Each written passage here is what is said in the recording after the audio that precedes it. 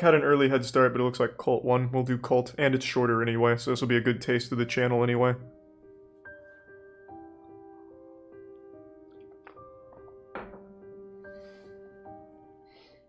It goes without saying, Thanks to the Prime cults are Smooth. infamous for a very good reason.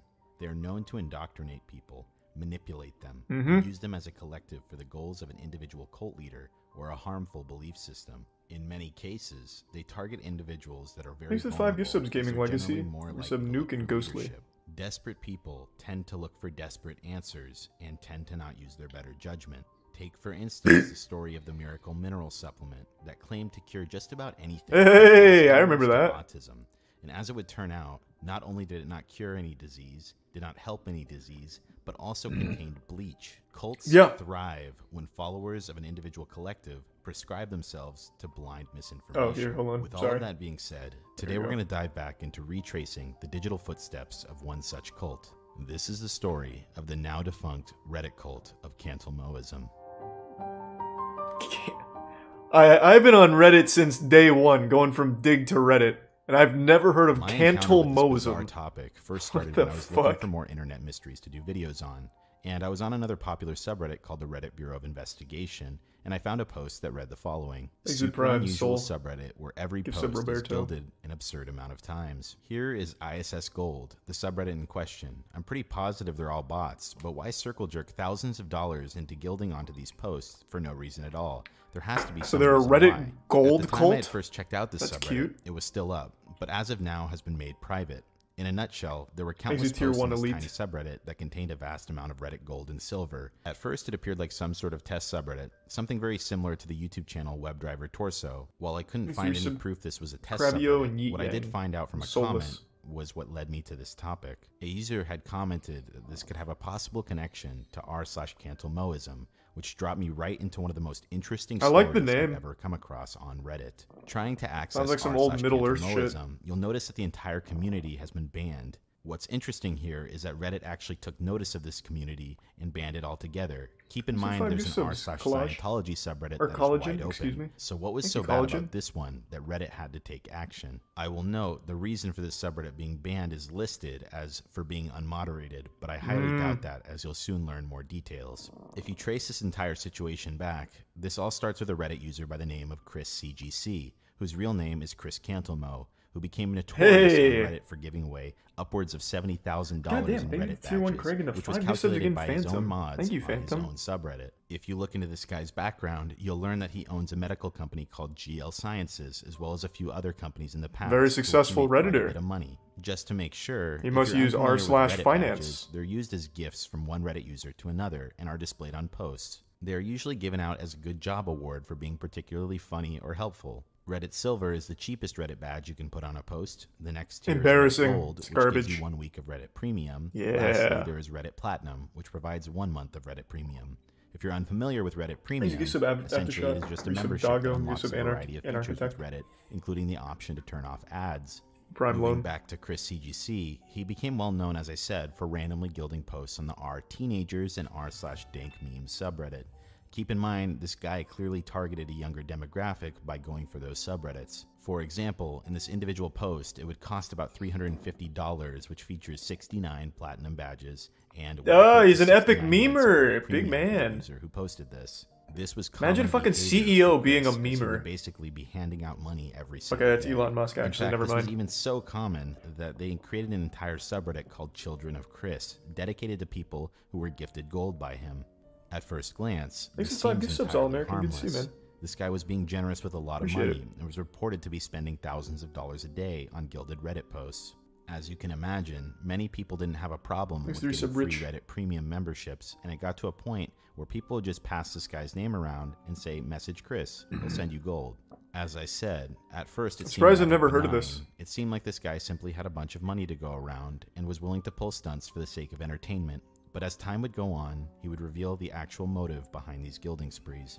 As a result of this guy gilding almost any post that was in his way, many people were curious about the man behind the gildings.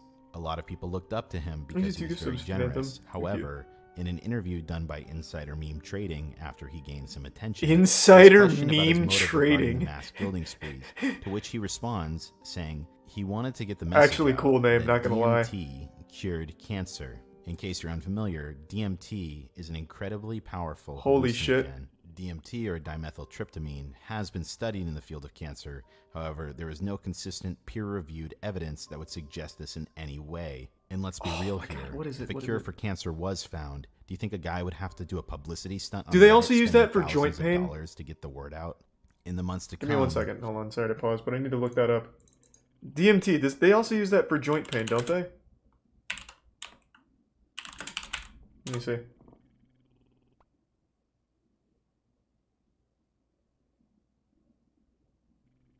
No, this isn't what I was thinking of.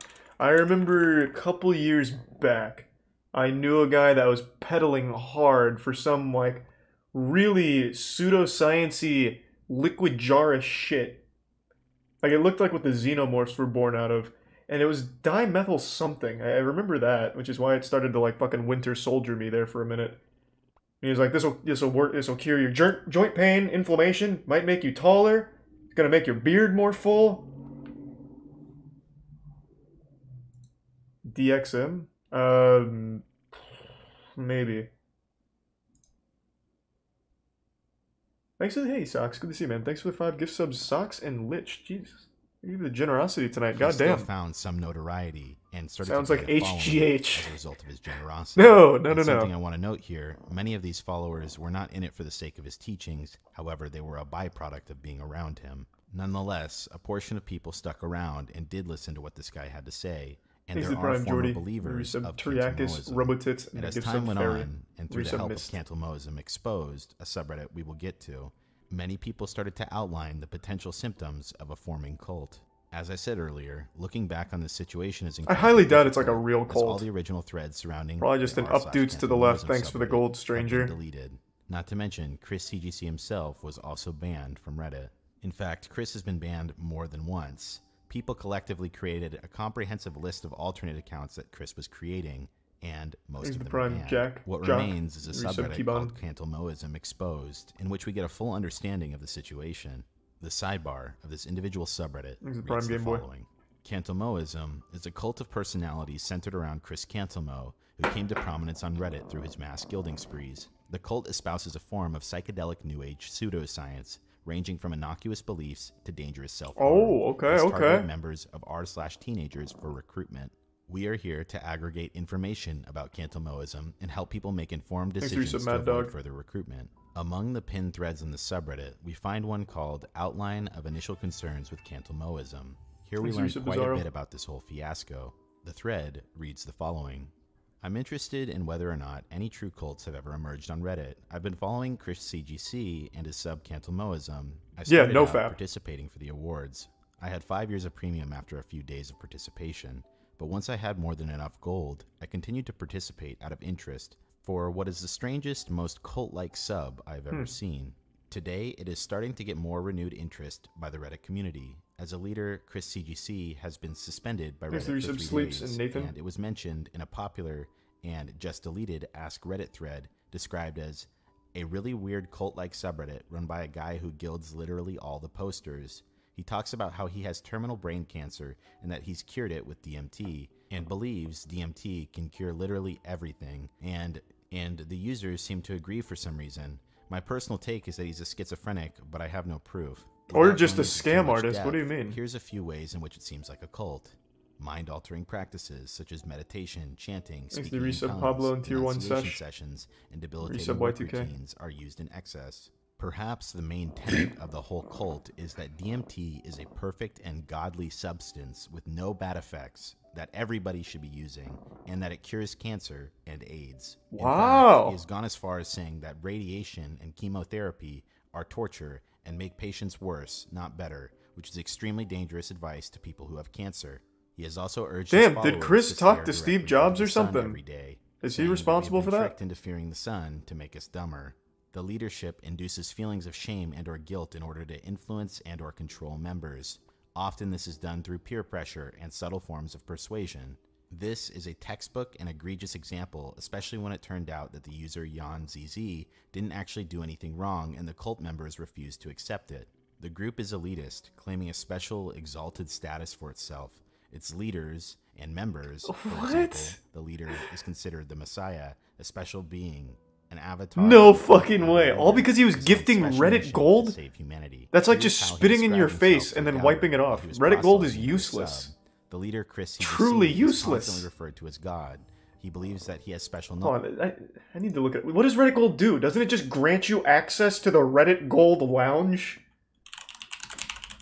Like, who cares? So you hang out with some pretentious douchebags? Like, does it do anything else? Let's see. What is Reddit gold? Rewarded to post. What can you do with it? Here we go. So you get a week of Reddit Premium and 100 coins you can use to give someone silver.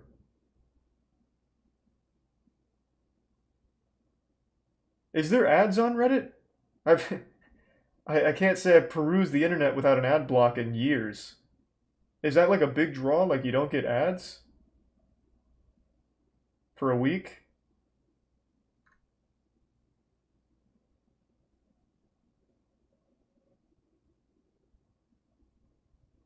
Oh, okay. It seems like an awfully large thing to say that the guy who gives you Reddit gold is the Messiah. Jesus. Thanks to the Prime Poison. Thanks to the Resubble Kami. Of the spirit world and wants to use the knowledge for the express goal of world peace. The group is also preoccupied with bringing in new members. Monetary rewards are gifted with participating in the sub. The group is preoccupied with money. He spends thousands of dollars a day gilding members with Reddit money, and he also is increasingly paying members real money and offering to pay for their plane rides to That's a great deal. Wait, he's just giving away money? He spent over $100,000 recruiting followers with a main focus on just fucking pretend to call him the Messiah. Who cares? Free cash from a weirdo. Outrageous things he has said, but I think that thankfully most of these are not taken completely seriously by his followers. His most devoted followers definitely still believe him, though. It seems like Reddit is starting to catch on and get worried, as his account was just suspended for 3 days for telling people to call me or visit me to experience DMT as anti-cancer treatment. He encourages schizophrenia and believes that it's caused by excess DMT and that hallucinations are completely real. As the poster of this thread starts to update it, he goes into one of the podcast episodes that have now been deleted. Edit 3. I just listened to Chris' most recent podcast episode, and I can finally understand what people see in him as a leader and why his followers seem to love him. I'm almost convinced that he's an amazing and insane human being. Either that makes him less threatening because he's not the type of person to start a dangerous cult, or more threatening because he is the type of person that could convince enough people to pull it off. The first half is just a normal conversation, which establishes trust in him before he transitioned to the crazier second half. We learn how Chris befriends the homeless and lets them come into his house whenever they want to. That's kind of nice, though. He wishes he had enough space to let thousands of them sleep in his backyard. What? He does have over an acre. Maybe this guy is the Messiah. Enough to start a commune/cult on a smaller scale. Then, in the second half, he starts talking about DMT, albeit in a far less insane way. That monkey in the Prime King Joe. He then makes some apocalyptic prophecies that he previously talked about on Reddit. He talks about things such as a recession worse than the Great Depression being imminent, and World War III between US, Iran, and Israel being imminent as well. However, he does say that those two things will actually be good for everyone except the rich. Next, he tells us what his ideal society looks like. He wants something beyond communism, where money is made illegal. It's not too big of a stretch to say that he might consider implementing such a society on a smaller scale. Money is illegal. Enough devoted followers. Lastly, he talks about suicide. At first, he said he thinks the people who commit suicide go to a better place. And are better off. Holy shit. This is obviously a very scary idea when you look at how common mass suicide is in cults. He seems to be aware of this as he quickly changes his tune to say that he really thinks that people who commit suicide have to start their life all over again, which would be boring. Overall, there are some Jonestown vibes, but mostly he just seems like an extremely moral, charitable, and crazy person. His followers fall in love with him for his morality and charity, pop up for me, Kaiser. Well, thank you, then, if you did, man. And that's where I think the danger lies. Alright, now, as I said previously, many of the links are dead. However, going over to his website, we can in fact see many of the claims and the beliefs held by this guy, and they still stand Monster Shark and Gunnabarf in the Prime Chronic. While it might be insane to think that many people even remotely entertain this guy, he made examples out of a few of his devoted followers. Jonestown is one of the most wild stories, in some cases up to $15,000. Whoa. As a result, many people sucked up to him in hopes of financial gain. But at the time, Reddit turned a blind eye as they were getting paid through the nose by this guy. I personally believe, as well as many other people, that most of his so-called followers were just in it for the sake of money. Crazy in the and when it stopped being handouts on a daily basis, almost all of his followers started to turn on him for not providing evidence of his claims. At first, some people were willing to be patient since Chris had never provided any proof towards his claims regarding DMT. He came from a scientific background and would constantly post about his upcoming research being published. However, that obviously... Wait, is this Chris? This guy doesn't look like a dank memer at all. Looks like Tom Hanks in character. I thought it was going to be a young guy. Cult leader my ass, Grandpa. At another point Ew. in time, one of Cantelmoism's main Give me followers back that got a Reddit restraining order gold. from Chris, which led to him getting doxxed. This led to death threats for leaving the group, and ultimately this situation was starting to spiral. Later on, death threats would flood into basically anyone critiquing the group. However, many people noticed that in many cases, it was just Chris on an alternate account. In an effort to keep some of his followers on the hook without any financial incentives, Chris became desperate and would make alt accounts pretending to be news outlets, stating that they were working on a story about his research. However, obviously people saw right through this. Up to this point, even the most devoted followers started to not be able to turn a blind eye towards his childish behavior. In many situations, he resorted to name-calling like a 5-year-old, and in other cases, he even told a person with cancer that he was an idiot. As a result, his own subreddit turned against him.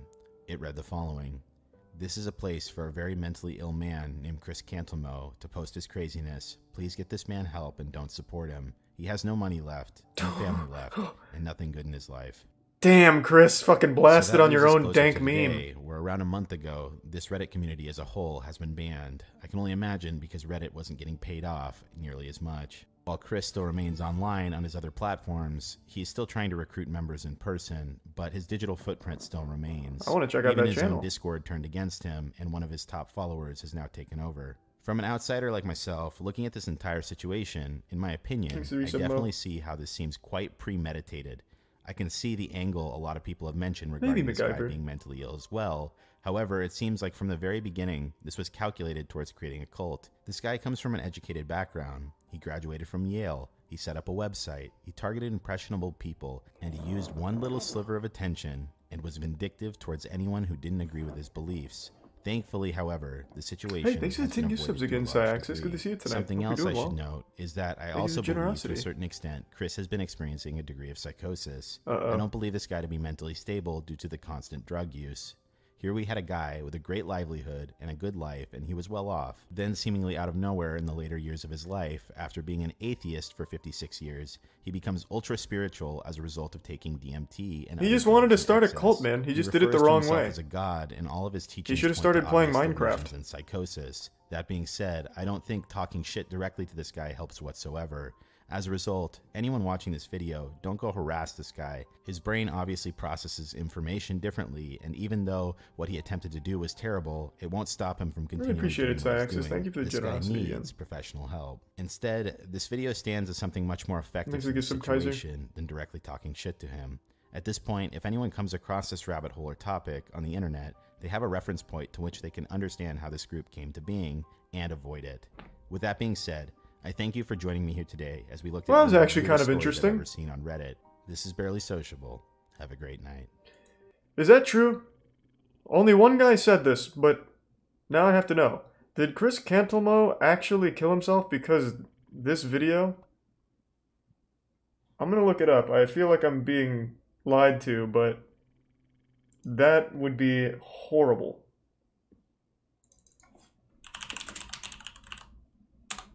Let's see.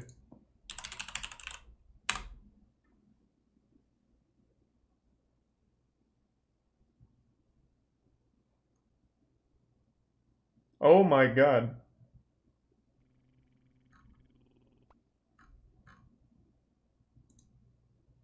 Wait, that's real. That's fucking awful.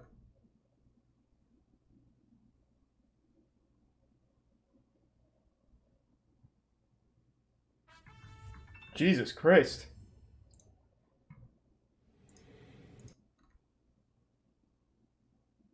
Yeah, that guy wasn't lying.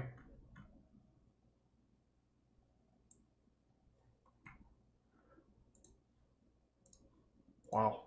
Well, that was a ride. Holy shit. Reddit's darkest corners. Let's ride. Hey guys, welcome back to another video. I have a lot of announcements, so I'm gonna try to make this very quick. The first announcement is 600,000 subscribers. The last video, this channel's popping off. 500,000. As of filming this video, we're at 622,000 subscribers, and honestly, thank you guys. Thank you to all the newcomers that are coming from Critical's channel. First of all, Charlie, thank you so much. I know I told you thank you in DMs, and by the way, guys, the fact that I spoke to he's such a Critical, sweetheart. Unironically, he's such a sweetheart. But I feel like I'm saying something I would like to repeat, so thank you to all the newcomers. Also, there was no like cinematic intro for this video because the channel intro editor known as Charge is actually he's actually editing the music video that's gonna be out soon. That's right. Cherry Soda. He seems like a nice guy. He is. Single, which I'm sure all of you guys are gonna like, even if you don't listen to Hyperpop. I'm sure you're all gonna like it. That's how confident I am. We do not have an official release date, but the video will premiere here on my channel live. Yes, I'll be in the chat. I'm literally gonna ping everyone on Discord, and fuck, man, that horse is really like hurt my head. So it's gonna be a live event. I'm thinking 6 p.m. PST. So convert that over to whatever your time zone you're in. But seriously, it's gonna come. We've seen Carl H. Sure. So just keep your eyes open on that. It we might saw be that on one. The channel already, just like for the countdown thing. Hey guys, I want to let you guys know that I actually did an interview with Mocknix, and it's so extremely funny. I love this interview, and it's my first interview ever. So if you guys want to get to know me, make sure to check it out in the link in the description. And here's a little preview of what the interview looks like. Tough. It reminds me of Comedy Night. Guys, Mocknix is pushing P. Turn off that fucking sign. All girls, hit me up. Hit me the Get this man a collab with 100 Gex. Do they still make music? You could be right there.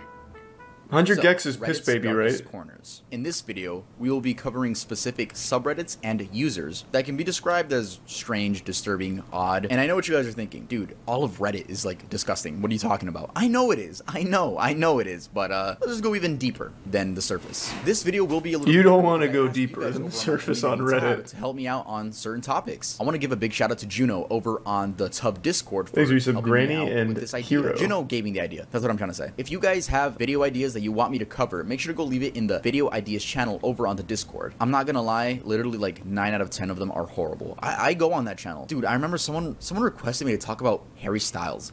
Like, what do you want me to say? The dark side of Harry Styles. Like, no. Harry Styles has probably got okay, some here's fucked my up official shit in his subreddit. People past. say my intros are long. Okay, if they're long, literally skip to where the video starts. That's why I leave chapters in my videos, okay? So, Does he? skip, I don't care. Anyway, let's get started with the video. Oh, that's cute. r/Jizzy Cards. Jizzy Cards. 37 members. Oh boy, we're starting off strong with this one. Okay, r/Jizzy Cards. If you had to take a guess of what that even meant, go ahead, take a guess. Alright, I bet I can nail this. I would imagine it's people doing cum tributes on old video game cartridges. I would say it's people that like, I love Ocarina of Time so much, here's the N64 cartridge. Just fucking blast it. That would be my guess. Certain you wouldn't have guessed men ejaculating onto video game cartridges and But I did. I fucking did. discs for fun. Yeah. Yep, but I much. did. There's only I know these communities so fucking well. I've never heard of Jizzy Carts. I know this shit so well. Because there's other communities like this. Like I mentioned cum tributes. This is huge for like figurines. So like U2's has their own cum tribute community where people will get U2's of their favorite YouTuber or whatever and they'll literally just cum on it. They'll put it in jars and shit. Yeah, it's huge. It's fucking huge. So I knew right away Jizzy Carts had to be video game related. I bet most people go to like shopping carts or something of cum, but I fucking knew exactly where this was gonna go. Thanks for the anonymous 5 gift subs, man. And the 10 gift subs, huge ass Marcus. You guys like mods at Jizzy Carts or something? Yeah, hey, fuck yeah. Keep up the good work. And thank you for the generosity. 15 posts, and the subreddit was created in 2012. The most recent image was posted 3 years ago. It's safe to say that this subreddit is dead. The images consisted of 3 different accounts, but who's to say it wasn't just one person with 2 other alt accounts? The comments mainly consist of people questioning the existence of the subreddit and, requests? The main user posting these images go. Oh, I want to read the request. What did he want? If it wasn't Donkey Kong 64, they fucked up. That's a cool cartridge. Oh, better yet, Majora's Mask. That had the holographic. Good to see a rareware game being humiliated like this. I would shoot a load on Conker's Bad Fur Day, but I'm low on money at the moment. It costs nothing to ejaculate. Unless you have to put like a quarter in like a jar at your house like for every time you sin. I don't know what you mean. I guess like he has to buy the game. The main user posting these images goes by ISVP7, and by clicking on this account, we can see he's still active. By the way, just by browsing this account, I got like 5 other strange subreddits that are in this video, so shout out to ISVP7. User Snapped Fingers. All credit to Eudoxia Mystery's video on this. He made a 25-minute detailed video. Thanks a bit soulless in the prime Skelly. He's almost at 100,000 subscribers, and honestly, he deserves a lot more. So make sure to subscribe to Eudoxia Mysteries. Anyway, this is a case of a missing or dead Redditor. I obviously can't cover everything in this video because I'm covering these things in a very broad manner just because it's a list video. This story begins with the user claiming that they can see things that aren't actually there, like paranormal things, and that they were told by experts on Discord that they have to make a sacrifice. Experts on Discord, huh? In order for the interdimensional beings to leave them alone. Discord experts? Like... That's what I said. The things they describe. That's definitely a red flag. Dark figures of humans, adults, and children, spiders, snakes, and more. They also explain that they are against medication and refuse to see a doctor. This story is very similar to that of Worthless 319, which we already covered on the channel, so make sure to watch that after this video. Eventually, Worthless 319 was the video we watched. It's about the Redditor who claimed he blew his cock off to save the world with a gun. I'm pretty sure it was all a hoax. I looked into it further after the stream. I'm almost 100% sure that was all just a big, like, ooh, so edgy kind of thing. The pictures weren't even of, like, a dick that had been shot by a gun. It was just more of, like, a really deformed, weird wiener. Like, I don't know how to describe it. But yeah, that was definitely not like a real thing. But the penectomy shit is real. There are people that do actually cut their cocks and all of that, but it wasn't that Redditor doing it. Snapped Fingers questions the reality of there being a hell portal in the Paris catacombs and explains that they're booking a flight to put an end to this. What are the Paris catacombs though? During the Gallo-Roman period, many cemeteries within the city limits had become filled to overflowing, resulting in unsanitary and unpleasant living conditions. The problem grew so much that by 1786, these cemeteries were being emptied for reasons of public safety, with the remains of about 6 million bodies requiring to be reburied. The only location with sufficient room to hold them were all the former mine tunnels 20 meters beneath the city. Thus, the former limestone mine. Someone got lost in the Paris catacombs and died. As the catacombs. So yeah, it's a I think there's like a YouTube video about it. Actually, go visit. Some of it is open to the public. You just got to pay. So back to Snapped Fingers. Their last post on the account, which was 2 years ago, reads, "We'll be entering the catacombs in a few hours-ish," with another comment under it reading, "Also, I am very fast. I used to run track back when I was in junior high school. I can likely outrun any possessed people. I am excited to finally close this chapter of my life and shut that blasted portal off for good." Now, personally, I do think this person was suffering from schizophrenia. Or, I could be completely wrong. This could be someone just looking for attention. The thing with these Redditor stories... Most likely attention when on Reddit. We don't know. We don't really know. There is going to be one on the list where we do get an update. But for the most part, these are people that just never signed back into the account. r/coming on figurines. 35. That's what I was just fucking talking about. This is where they'll do like U2s, Marvel figurines, all kinds of shit. I was just talking about that. Yeah, this one's kind of popular. They go kind of wild. 0.9 thousand members. I mean, pretty self-explainable. It's always been a thing to nut on figurines. I can't even say that one. Wow. It's always been a thing to nut on figurines, especially in jars. Shout out to that. Yeah. Shout out to the My Little Pony jar. No idea why, but something interesting I found back about in the this Brony subreddit era. is that the owner God has rest a their soul. Patreon where you can enter for, quote, figurine giveaways. Yeah. There's 28 patrons paying monthly to get exclusive pictures and videos of a man nutting on anime figurines. Yo, he's probably got a great collection. Wow. Honestly, I just want to get all through They're probably not there for the nut. Or for the collection. Let's go over to the next one. r/inbreeding, 25.5 thousand members. And just fucking your family isn't enough. Okay. Their description reads, subreddit for posts about adult inbreeding, real or fantasy, porn or stories. AMA questions and answers. Jesus Christ. It's inbreeding related. This is tier 1 play it Personal safe. experiences are encouraged and supported. The post consists of a lot of people's stories, and honestly, I can't tell if they're real or just fantasy. When loading up the subreddit, we can see that this community is quarantined. When a subreddit is quarantined, it means that it's dedicated to shocking or highly offensive content, and you must be logged in order to access it. So basically like a shadow ban. And here's a strange comment I found. Well, the whole subreddit is more than strange, but again, I don't know if these people are telling the truth or just having some crazy fantasy roleplay. Congrats, that's awesome. My mom and I are currently both pregnant with my dad's babies, and that's awesome. Here's another comment that I found, and it comes from the perspective of a daughter that's dating her father. My current status is mostly a girlfriend, but he still sees me as a daughter often. I'll get scolded if I'm not careful enough, and sometimes that's a turnoff for me. Lol. Rarely he uses the phrase, because I'm your father, Christy, and we end up fighting. Fortunately for me, he's very sweet and caring, and he knows me very well, and he even hates the thought of hurting me, so he always makes up with me the same day. Alright. Cum tagging, 2,000 members. But yeah, this was just the guys splurging on objects. Men splurging on objects. I mean, that's it. There's nothing more to explain to that. We have public trash cans, airport toilet paper holders, campus bathrooms. I actually... Yeah. So, I don't know about cum tagging, but I do know there was a... I don't want to give too much away about the guy. I've talked about it before. We've talked about it before on the podcast. We used to have this thing where we talk to people from the Patreon podcast, and one of the people that was a regular is a U.S. soldier, and he was on a submarine. He was on one of the nuclear subs.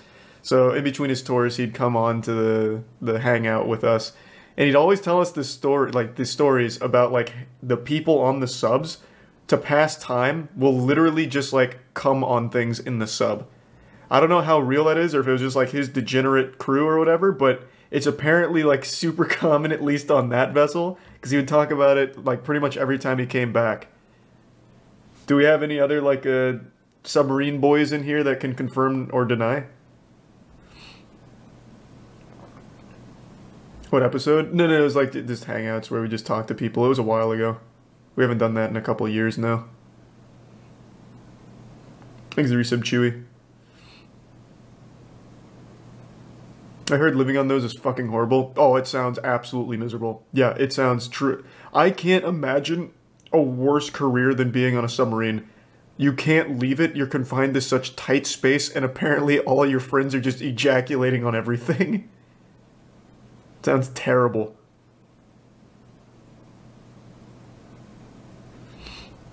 My dad was on one, but I'm not going to ask him. Why? Just hit him with that, hey, Pop, you ever come on the sub? Thanks to the resub, Turbo.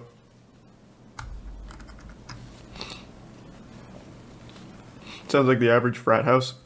Well, the way you described it sounded like everything a frat, like the worst parts of a frat house at the worst possible place. Seemed miserable. But yeah, apparently that's pretty common there. According to one guy that we talked to. That was the only guy we knew like that ever worked on subs. All the other veterans were usually in like, I don't know, like the Marines or something. Sometimes Air Force. Just continuing the list of wholesome subreddits on this list. Ew. That's so gross. Women hating subreddits. I used to give some cheese. It's not women hating the subreddits, but it's women hate. Men that hate women. I found a lot of subreddits that are now archived. They don't exist anymore, right? But we have r/beating women. We have r/r-wording women. Jesus Christ. Hate women. We have r/just r-word. I'm not gonna go through what. I mean, you guys can imagine. Yeah, I can pretty much take a guess. I hate them. I want to do this to them. I want to R-word. Like, I found an archive of the R-wording women one. I mean, just look at the suggestions. Oh my, what the fuck is this? There's a thing on Reddit where like almost every sub has the same moderators. I wonder if they were mods on here. I imagine at least one or two of them were. There's only like 100 mods on all of Reddit, and they happen to mod every other subreddit on that fucking site. Like, there's some mods that are literally a power mod of 100 other different subreddits. Like, Reddit was a crazy place back then, and still is, but it was just a lot less monitored. r/iBletch, 228,000 members. iBletch is one of the more popular ones on this subreddit, especially if you're into gore and just disturbing things in general. I wouldn't use the word mainstream because we're going to talk about another subreddit that has like millions of members, but definitely more popular. It's ironic that this is one of the more popular ones because you can argue it has the worst stuff imaginable. r/iBletch became one of the main subreddits to visit for gore, especially when r/gore and r/watch people die. Oh, I actually remember when they did that. Why isn't this one taken down? According to some users, this subreddit is completely banned in some countries. However, I do not know which ones. Yeah, I have nothing more to add to this. I don't know what else to say about it. It's pretty gross though, so you know, a little warning if you guys want to head over there. Was that first one Tub Girl? I didn't read it. Pissers gone wild. 1.2 thousand members. We fuck shit up. This community is for the dedicated sink pissers who want to take their game to the next level. Fuck yeah, finally. 2019. This is a subreddit dedicated to people peeing in sinks. Finally, my kind of people. Is pointless at this point. We're my talking brethren. about Reddit. Peeing in your sink, weird, but okay. I mean, you're not harming anyone, right? But these people go out of their way to sometimes pee in public sinks or their friends' bathrooms. Yeah, it's get pranked. To walk into your local retail store or a neighbor's house, a friend's house, walk into the bathroom and record yourself peeing in their sink, hoping that no one walks in, with captions like, fuck it, not my sink, cleaning out the neighbor's sink, and always better in a public sink. I think it's safe to say that the members of this server are not in the right headspace. And I'm sure some of them are gonna watch this. My videos get very popular now, and if I'm offending any of you, I'm sorry. I don't want any of you to fucking pull up to my house and start peeing in my sink. True, you don't want to fuck with the sink it's not like I have a pissers. piss kink or anything. I don't. I mean, imagine going to a friend's house and then thinking, oh boy, I can't wait to take a piss in their sink and record it for I'm sure everyone's pissed in a sink at least once in their life. Like, let's not mince Make words. sure to leave a like, and if you're not subscribed, make sure to subscribe. We've all been 2 or 3 User Bud Lights Condor deep, _ 19 years salesman. old, An and extremely sad story. it's of a little Redditor's wacky. Last words. His account has since been deleted, but I'll be using screenshots that I found from a YouTube video, so all my sources will be linked down in the description. This user would make extremely depressing posts on multiple subreddits. I'll read some so Thanks you for guys good get sub, the Josie. idea of what this person was And battling. lukewarm. I'm just struggling to understand the meaning behind enjoying life, if it's just gonna end at some point, either abruptly with no warning young, or slowly and humiliatingly with old age. What is a hug supposed to feel like? I'm genuinely considering just for the small chance that it will allow me to start life over. Further on, he goes to explain that he has a facial deformity due to his mother smoking while he was in her stomach, so while she was pregnant. He describes regretting pursuing engineering and is really going to go through with taking his own life. Then we get this Damn, that's post. sad. I lose. I am 25 years old. I have a degree. I have been actively searching for a job for half a year now, getting absolutely nowhere. I am a virgin despite efforts to not be one. I am poor. I live in the cheapest student dormitory in the city. All my flatmates are filthy and I don't feel comfortable in my own home. I may get kicked out any day at short notice once they discover I am not a student anymore. I have no friends. My family has excommunicated me. I am born with a malformed face. This isn't exaggeration or drama. My medical records describe me as malformed. I am This one's just sad. hideous and will never be looked at with affection. I am r/oh come on 63.1 thousand members. 63.1 thousand, that's actually a lot. There's a lot of humans that have joined this subreddit. They describe themselves as a place to challenge others to come in unusual places, ways, and circumstances. You know what, I'm not gonna describe any, I'm gonna describe one. Sorry guys, this one is, it's called the Oreo video. I've never heard of Something Come that On. is gonna be stuck in my brain forever, and it's even hard to repeat what happened, but I'm gonna do it for you guys. One, because it's funny. 2, that's it. It's just funny. So there's this video where this guy, I'm gonna use the word splurge, okay? I'm not gonna, yeah. So this guy, you know, Oreo, The word like is the white usually stuff in the middle, splooge. Is right? splurge the new one? This guy, like, takes off the cream, right? And then splurges where the cream should be, puts the fucking Oreo on top, you know, makes the cookie again with the splurge, like, leaking out and shit, and fucking eats it on video, dude. Damn, that's Well, hardcore. He doesn't eat it on video, but, like, you could tell, he's munching on it, right? That's It's Chris just, Chan like, shit. and I already know some of you guys are gonna That's gourmet. If you guys watch my channel, I know you guys are gonna go look it up. At least give me the watch time. Like always, give me the watch time and then go give yourself a little bit of trauma. That one's called the Oreo video. Not officially named that, but I'm naming it the Oreo video. This video is brought to you by manscaped.com. Feeling your best starts with Manscaped does slap. Agreed. r/just MIL. 1.8 million Whoa. members. MIL means mother-in-law. This subreddit is dedicated to people venting about their horrible mothers and mother-in-laws. I'm gonna read you guys a story that pissed me off and I'm sure will enrage any normal human being. When my twin girls were born, we had no issues in the hospital. They were born right on their due date, latched perfectly, and passed all their postnatal tests with stellar stats. Nice. When we brought them home, however, we noticed that one of the girls, let's call her OD, since she was a whole 4.5 minutes older than her sister, was developing a rash. I hadn't really dealt with allergies in kids since my son didn't have them, and neither did any child or adult in my entire family. I wasn't sure what it was. I thought that maybe she just had sensitive skin like me. I can't tolerate certain fabrics because I have very dry skin, and I'll often break out in rashes if my skin decides that it doesn't like something. So I stopped using fabric softener on all the clothes. I bought the nicest, most comfortable bedding and clothes. At one point, I even made her clothes myself in the fear that maybe something in the manufacturing process was upsetting my OD. We went to the doctor several times, and they knew that she was having an allergic reaction to something.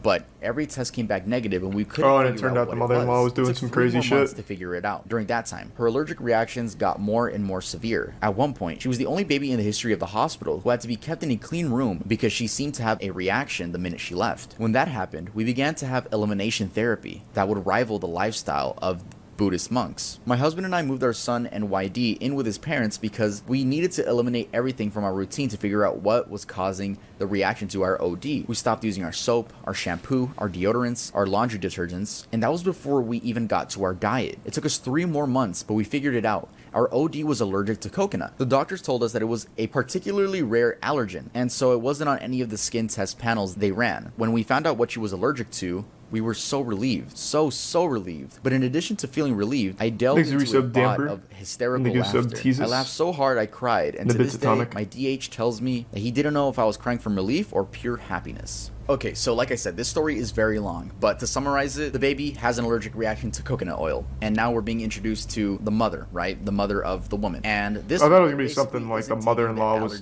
serious. Like using bleach on the kid or some shit. Like what was gonna happen? So let's skip to where the grandmother is taking care of the baby. My mother had put coconut oil in both my daughter's hairs when they were playing the previous day before bed. The girls loved it when my mom did their hair, and so they asked for braids, and my mom was doing their hair. She put coconut oil in both their hair because it would make for smoother braids. According to my son, OD started to get a little dizzy and itchy when my mom was doing her hair, so my mom gave her some kids Benadryl, which made her sleepy. Since it was close to bedtime anyways, the kids went to bed. Giving her Benadryl was something we did whenever she had a mild reaction, since it usually meant she accidentally came across some coconut from a secondary source. We also showered her head to toe immediately to erase any lingering traces of it. My mother simply gave her some Benadryl and kept the coconut oil in her hair and put her to fucking sleep. The Benadryl made her sleepy and unable to wake up or be conscious enough to wake up her brother or cry. She vomited in her sleep and the rash spread all over. Her little body was swollen to twice the size. That was sad. She had asphyxiated in her sleep. She died painfully and slowly in the early hours of the morning. My mother was never arrested.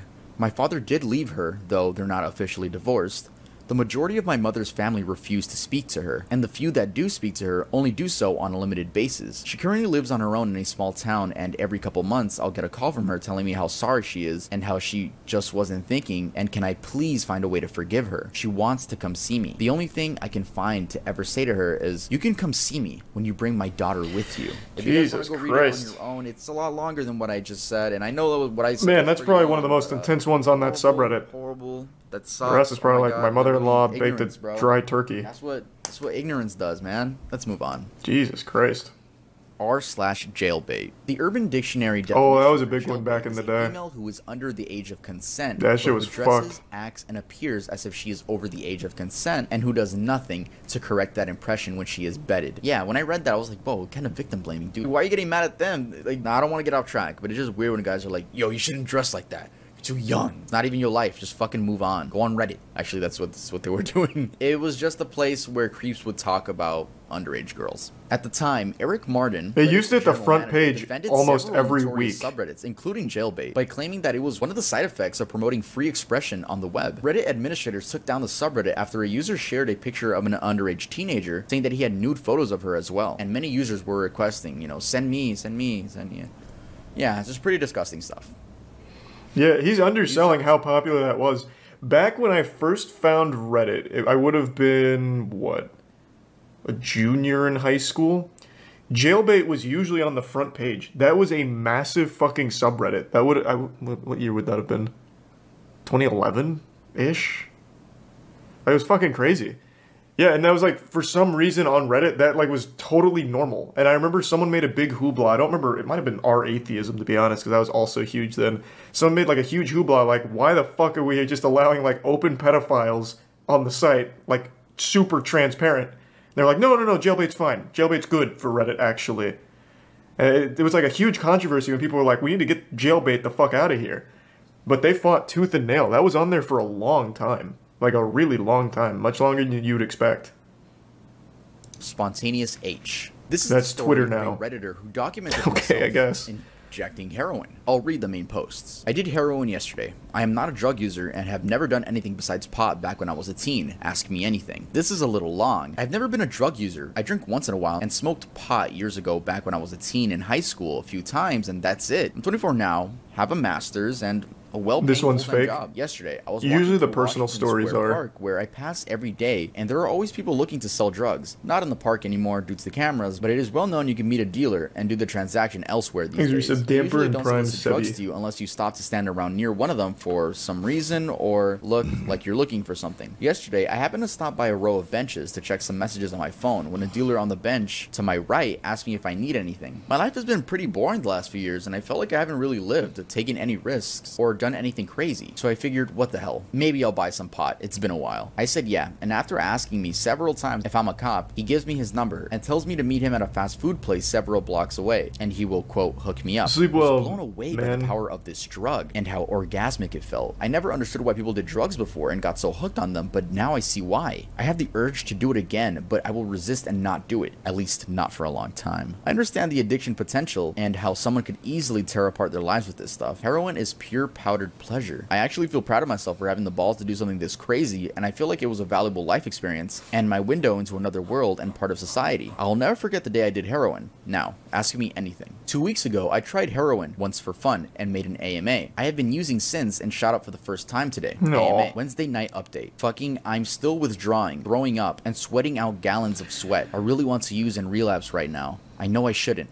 These urges are so strong and overpowering. No shot, Please these are help real. me if you Nah, can I before usually get don't chance believe to. the Fuck my life. personal I wish I was ones. trolling and this was some elaborate lie. I was doing everything right, have been clean, and somehow a rumor got out that I've been using, and my girlfriend found out. She basically broke up with me last night, but is now putting that decision on hold. I have some serious unrelated business/work I need to attend to in 2 hours, and I don't know if I'll be in any state to be able to be ready. I can't stop crying. Fuck heroin. Fuck my life. I guess I don't need to say that since heroin pretty much fucked my life for me in under 2 weeks. I just want to die. I am a patient in a psychiatric hospital. I was also technically dead last week. Ask me anything. Well, you guys will be Thanks happy for to some know Twista. that this person is actually still alive. Even though this all happened about 12 years ago, this user actually came back 4 months ago with an update. It's been a while. This is not an AMA or anything exciting, really. I saw a disturbing and sad post about an opiate overdose on Easy tier public one freakout slang. and was reminded to try to Is it log totally in fake? and check Yeah, this. I guess probably. it's been over 3 years since I checked this or posted anything. I find this Reddit account pretty overwhelming. I'm just posting to let people know that I'm still alive, clean, and doing well. Thanks to everyone who reached out in messages checking in over the past few years, and sorry if I can't get back to you. Here's another comment with more details where he responded to another user. It has been coming up on almost 11 years since I have used heroin, any hard Thanks for drugs, or knifing. alcohol.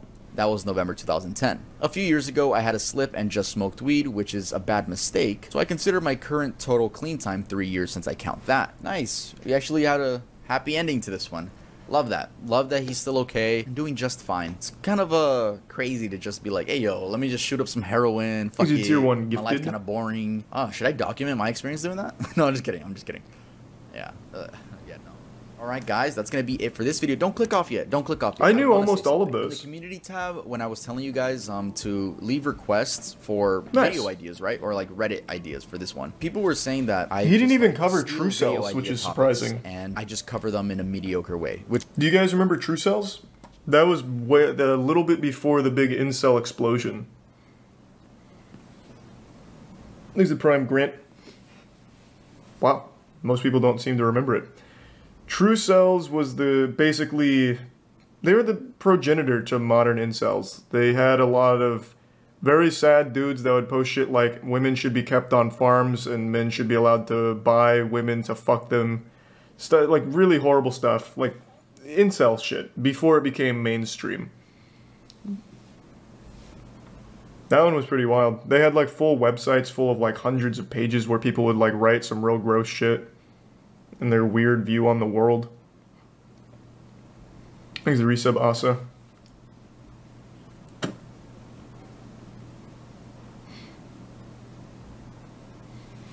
Pre or post Elliot Rogers? Fuck, I'd have to really think. I'm not sure. I think it was post because I vaguely remember that one of the websites had Elliot Rodgers like their poster child. So I'm thinking it was post Elliot Rodgers. Yeah, it was fucked. Thanks the voice crack, the resub Shoof and Cypher.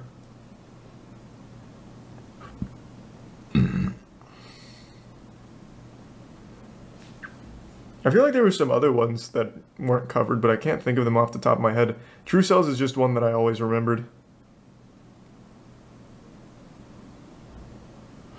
Well, you going to bed? I'll come say goodnight in a sec. Why do people go so feral for sex? I don't know, man. Just some fucking weirdos out there. Just as simple as that. Woo! Alright, let's run it!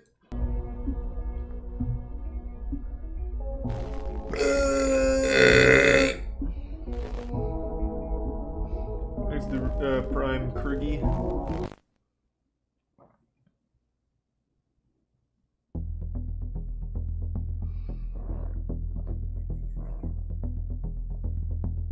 They say that nothing on the internet is ever truly gone. One of the most compelling aspects That's of wrong. this very All of my resource old that we anime use every music day videos are gone. is the fact that, for the Can't get most them back. part, any and everything that's ever been posted online can be archived. Nope, not my forever, like a never-ending diary. shit. I've been trying for years to find This my old allows videos. the possibility for an incomprehensible amount of information gathered from the past and present available to us at any Thanks given for time. Sorry and Paradox. Over on Reddit, a lot of strange, disturbing, and even depressing things have played out over the years. Thank you, Canada leaving Matt. us Appreciate the with 5 tons gift of subs. stories and events to dig through.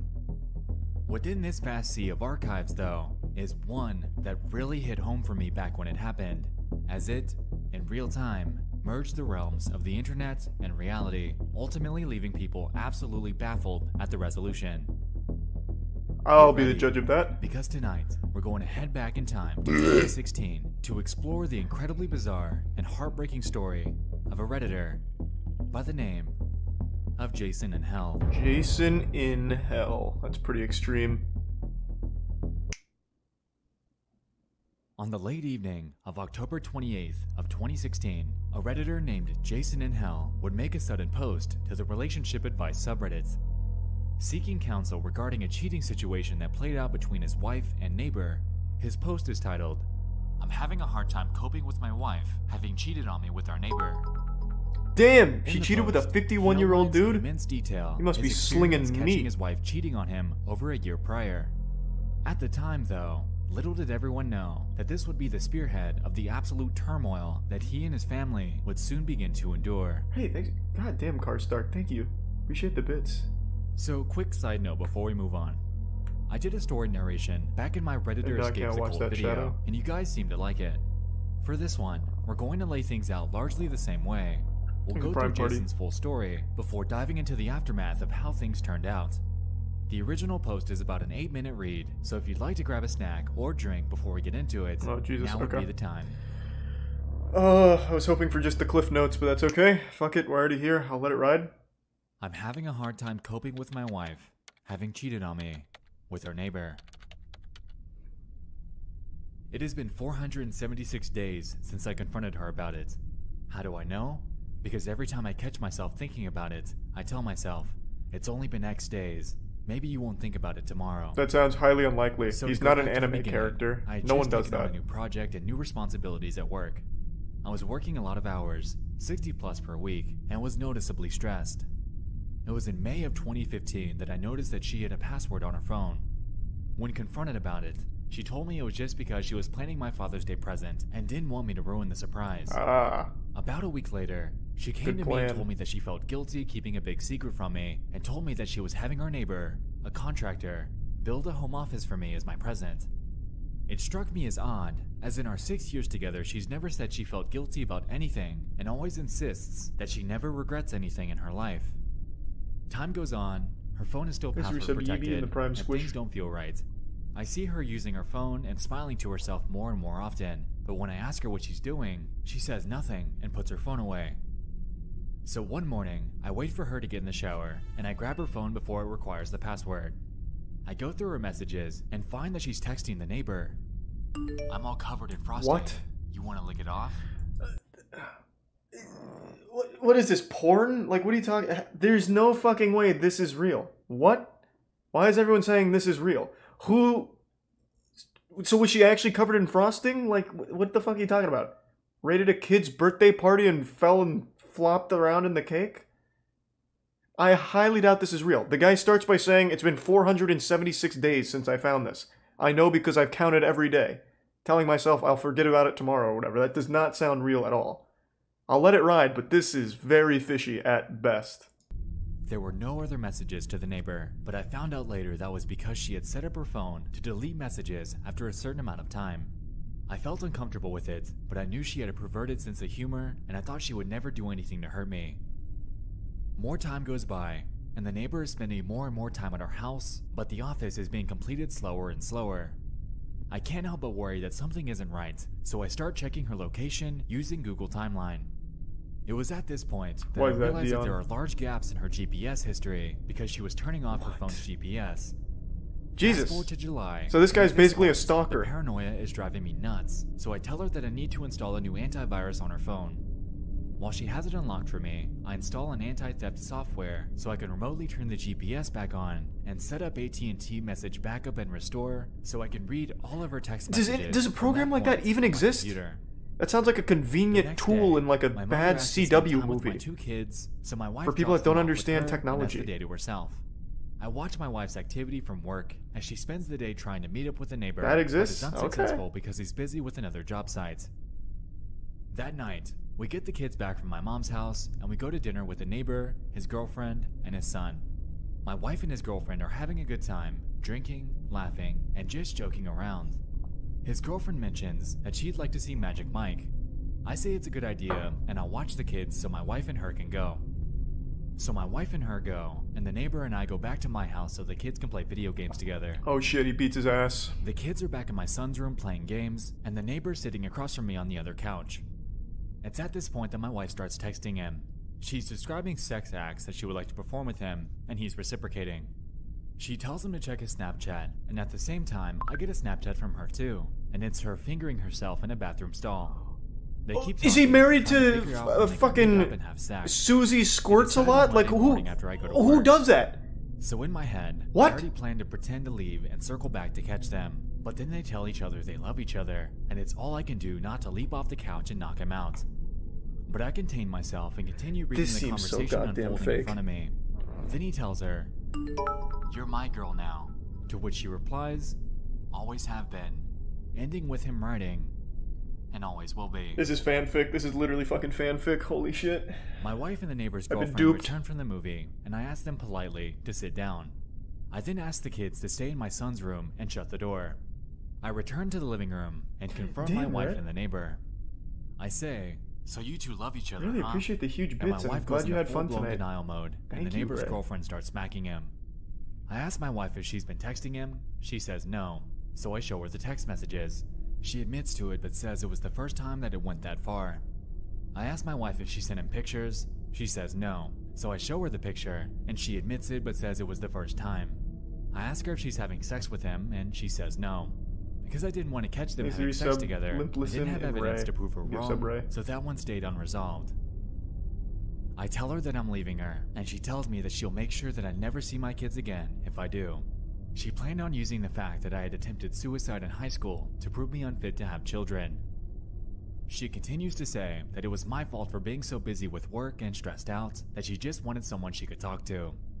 Then she gives me an ultimatum to decide what I'm going to do, or she'll decide for me. The neighbor's girlfriend starts defending the two of them, saying that it couldn't have been that What? serious if they weren't having sex, and that my wife and I are too perfect together to let this break us up. The neighbors go home, and my wife and I Okay, argue yeah, for that the rest sounds of the like night something about normal what that we're gonna happens. do. We go to bed separately, having not resolved anything. We keep going back and forth on the subject all weekend, and finally settle on we were going to separate temporarily while we figure out what we want. I was going to stay in the house, and she was going to take the kids and go to her mom's house. That Monday I go to work, and I get a text from her in the middle of a meeting with my bosses, stating that she had explained things to our kids, but they were upset, and I needed to explain things to them also. I get home from work to find my kids crying. She had told them that mommy had to move out because dad was mad at her. When my son wanted to stay with me, she Uh-oh. told him that he can't. Oh, it's getting real dark. My son put it together that if mommy has to move out because I'm mad at her, and he must move out, then I must have been mad at him too. My daughter was crying because my son was, but I don't think that she was old enough to understand what was happening. It was at this moment I realized that she was going to drag the kids through hell if I left her, so I swallowed my feelings and begged her to stay.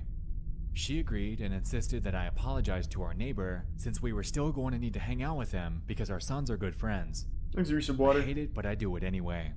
We still hang out with them from time to time, and they come to our various birthday and holiday parties, but I'd do anything for my kids, and I behave civil every time.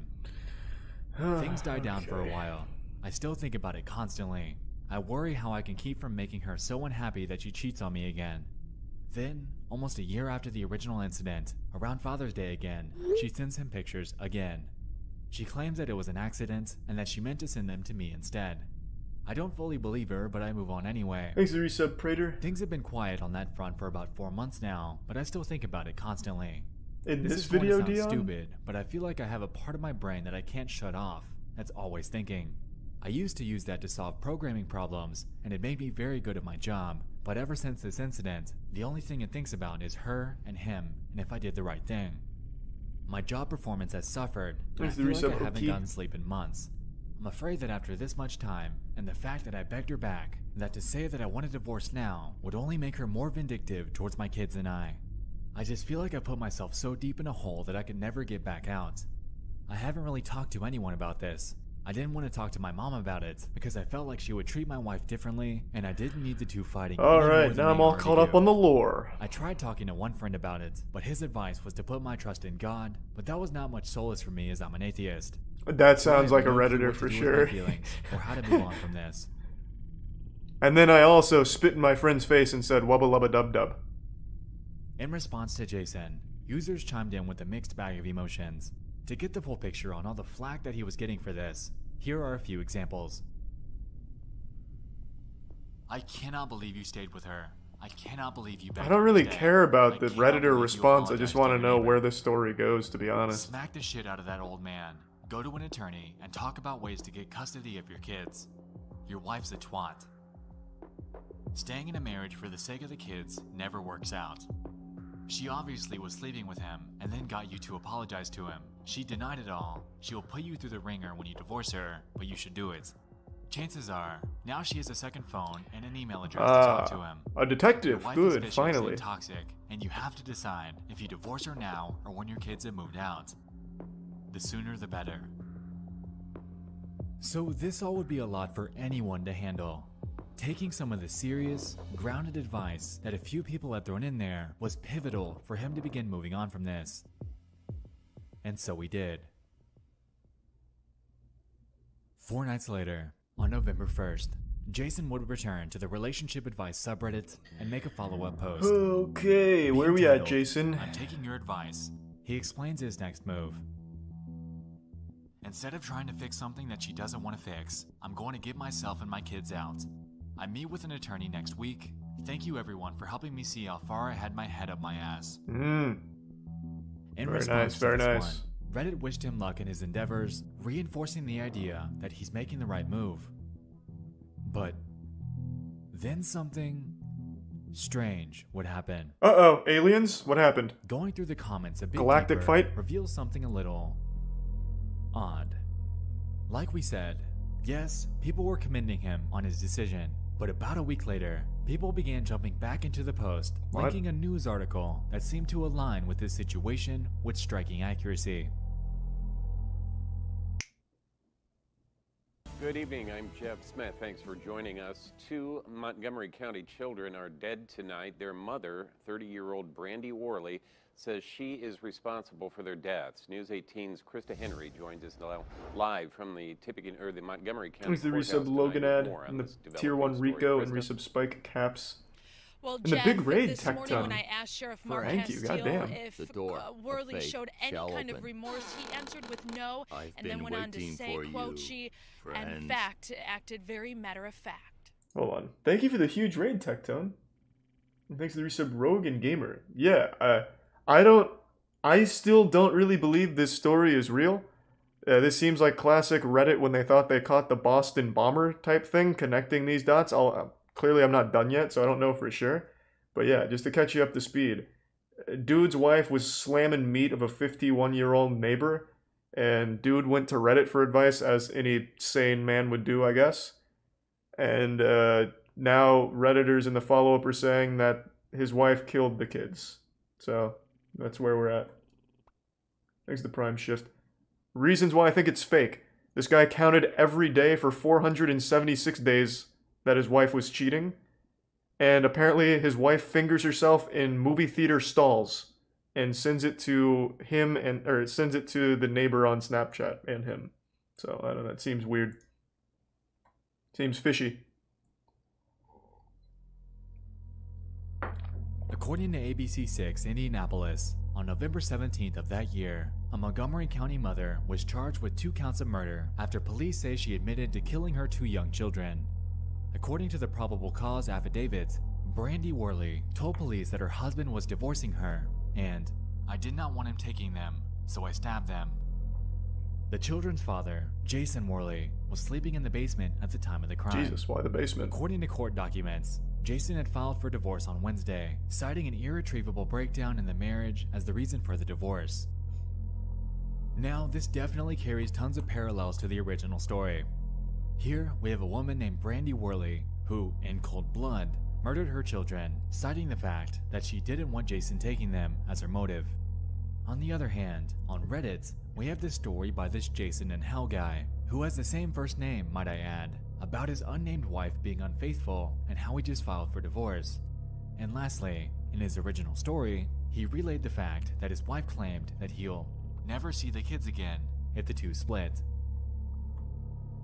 These recent Papa Blacks. Back when this was unfolding, people were speculating that this might be the same guy. Tons of signs were pointing to this, but most were simply trying to maintain that tiny sliver of skepticism. That was until November 21st, when Jason would return to do one last follow-up, essentially confirming everyone's preconceptions.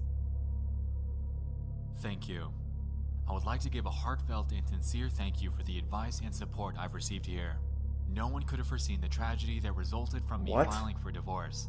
You guys perform a wonderful service to those in need, and I hope you continue to do so in the future.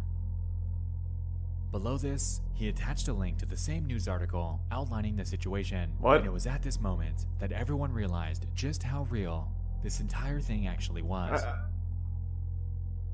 Yeah. Anyway, Brandy was the one that stoically reported this to the authorities.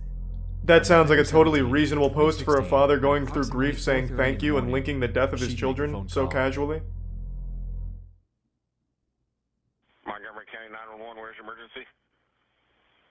203 South Madison Street. In what town? Darlington. Hey, what's going on there? I just stabbed myself and I killed my 2 children. You stabbed yourself and killed your 2 children? Thanks, you give sub Tony. Okay, and what's your name? Brandy Worley. Brandy what? Worley. Okay. How do you spell your last name? Worley. And where are the children at? In my daughter's No. All of this is real. I'm saying the Reddit post being this couple And is what I'm questioning. I'm not done yet, so maybe I'll be convinced here in 4 my minutes. husband wanted to divorce and wanted to take my kid. I won't let him have my kid. Okay, and how old are your children? 7 and 3. 10 and 3? 7. 7 and 3? Okay. And where did you stab yourself at? In the neck. Okay, are you bleeding? Yeah, there's blood everywhere. Where's the bits Okay, where are lavender? you at? In my living room. You're in your living room?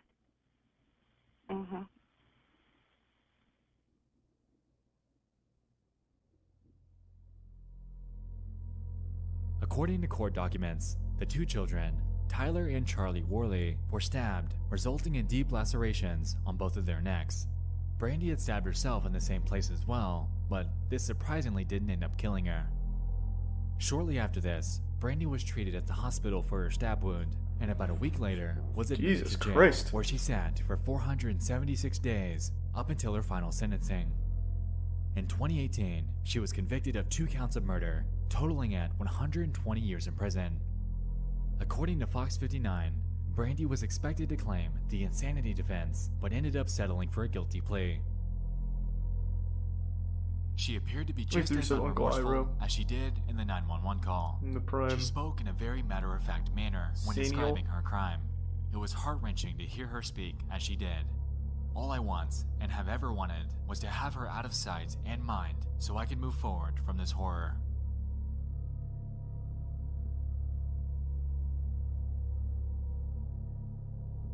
To this day, Brandy Worley sits in the Rockville Correctional Facility in Park County, Indiana, serving out her time in prison for the remainder of her life. As for Jason, he's made a return to Reddit under the nickname Jason in Code, giving everyone a much requested update on how he's coping. Here, he claims that it's been incredibly far from easy, and at times he's considered taking his own life due to the anguish caused by the passing of his beloved children. Regarding the sentencing, he believes that Brandy shouldn't have gotten the death sentence because that's what she would have wanted, and after 9 years of giving her exactly that, he wanted to avoid it in any way he could. Overall, though, Jason mostly claims that he's doing better, and becomes more so with each passing day.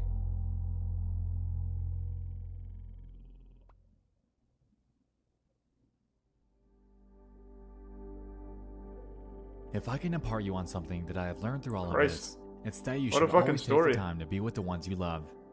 It doesn't matter if they're asking you to read The Pokey Little Puppy for the millionth time, or asking you to play Smash Bros, even though you know that they'll wipe the floor with you every time. Just do it, because you never know what time will be the last time. Always make sure they know how much you love them. I had the fortune that the last thing my children ever heard me say was, "I love you. Good night. I'll see you in the morning." Yeah, maybe it is real. Or that Jason in Hell, whoever made it, thanks so much capitalized off see you in the next one. Story. I love you all. For internet points. Kind of like those people who make Twitter accounts during a tragedy to try and get points and GoFundMes. But I find that unlikely. Damn, what a wild ride. Still, this really strikes me as super odd. Assuming this is all real, why would he make this post as a follow-up? This does not seem like someone who, literally days after the murder of his kids, would be so cavalier to post this. Seems very odd to me. But, who knows, I guess. Thanks to resub Selden and the Prime Aiden and Turtle. The resub Giblet. Cavalier being the wrong word.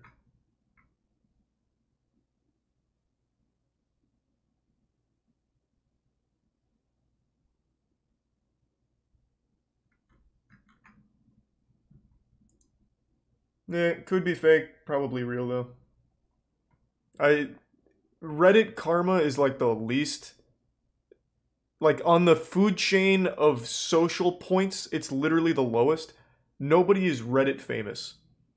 I guarantee maybe 5 people can tell me who has the most karma on all of Reddit because no one gives a fuck. So I don't think someone would farm karma like that. You can be Twitter famous, Facebook famous and all that shit, but Reddit, I've never heard of someone Reddit famous or anything like that. You command 0 power and 0 presence by having a ton of karma on Reddit.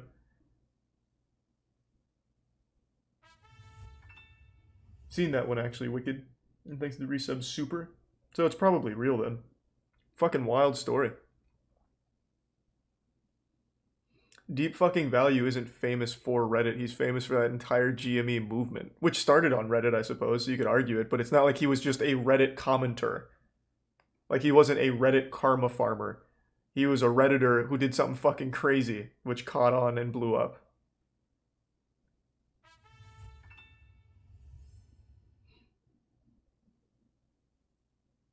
I guess, Bind. I'm just assuming it's real. Seems very, very wild if that was all an elaborate fake from that Reddit account. Thanks to the gift sub, Wheela. Alright, I'm fucking back, team. Oh, thanks to the resub Arc, TK, and Jackie. I really hope aliens have visited Earth or will visit Earth at some fucking point. That'd be so cool. Thanks to the gift sub, Kioxy. That means it's okay to leak. I'm still not going to give away the guy's info, but yeah. I don't even know how much I can even say without getting whatever in trouble, but yeah. He would tell my parents all kinds of goofy shit about, like, military. And he was big into the alien stuff, like I said. I would have loved to ask him about it. It's a fucking shame. UFO busted? I mean, I don't really need to go into the science and math of why a UFO is probably not an alien visiting us. I can just kind of rationalize that. The man who vanished into thin air. In 2006. Hold on, let me fact check this before we get in there. A former Canadian Defense Prime Minister confirmed that aliens live... No way. Canada's ex-defense minister. Aliens would give us more tech if we'd stop wars. What? He doesn't seem overly reliable. Paul Hellyer, who has long insisted that aliens had visited Earth for many years, says that when aliens saw the atomic bomb, they decided that we were a great threat to the cosmos. I'm gonna be honest with you. I'm starting to have my doubts.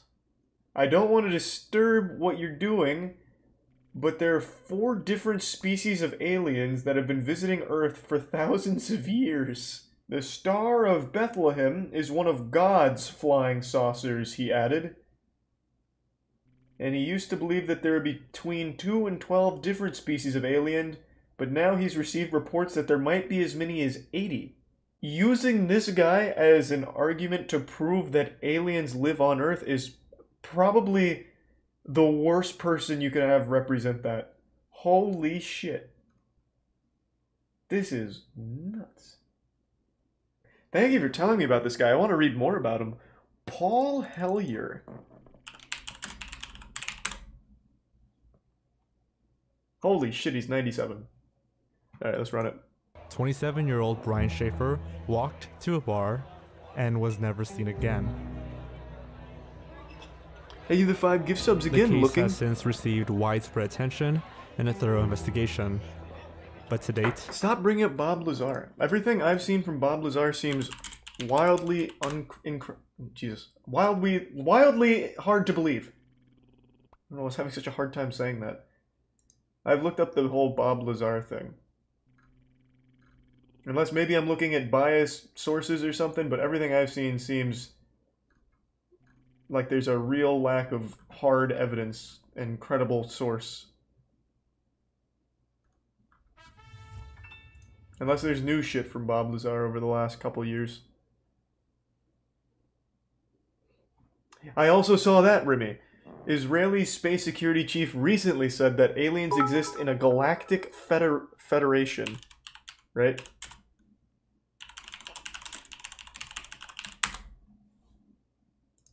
Yeah, the former Israeli space security chief says extraterrestrials exist in a galactic federation. Oh, I don't know why I keep fucking up that word.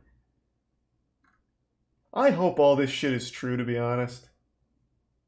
When classes ended on Friday, March 31st, 2006, it signaled the start of spring break for Brian Shaffer, a medical student at the Ohio State University. He started his big break from school by having dinner at the Outback Steakhouse with his father, Randy Shaffer. Randy later stated that he never understood why Brian would go out that evening. He seemed exhausted from studying so much. After dinner, Brian met with his friend, William Clint. You believe Florence, cursed milk but not Bob Lazar? I never believed cursed milk. I was asking for the science behind it. I didn't realize it was a fucking prank. And de-stressing. The two walked to the Ugly Tuna Saloona, an indoors bar located in Columbus, Ohio. Brian invited his brother, Derek, and Derek's wife, Maureen. but they had gone to a show at the Funny Bone Comedy Club, which ran late. They left the show tired and decided to drive straight home, passing on Brian's invitation. At around 10 p.m., Brian called his girlfriend, Alexis Wagner, who was also a second-year medical student at the same university. She and Brian were scheduled to fly to Miami on Monday morning, so she decided to visit her family in Toledo before leaving. After his call with Alexis, Brian and Clint went bar hopping, visiting several nearby locations, such as the Shore North Tavern and the Brothers Bar. They had a shot of hard liquor at each stop, while working their way down to the Arena District. At around midnight, the two met with one of Clint's friends, Meredith Reed, who drove them back to the Ugly Tuna Saloona for a final round of drinks. Such a cool name, Ugly Tuna Saloona. Sounds like the worst place to get drinks. At around 1:15 a.m., security footage captures Brian, Clint, and Meredith making their way up the escalator to the Ugly Tuna Saloona.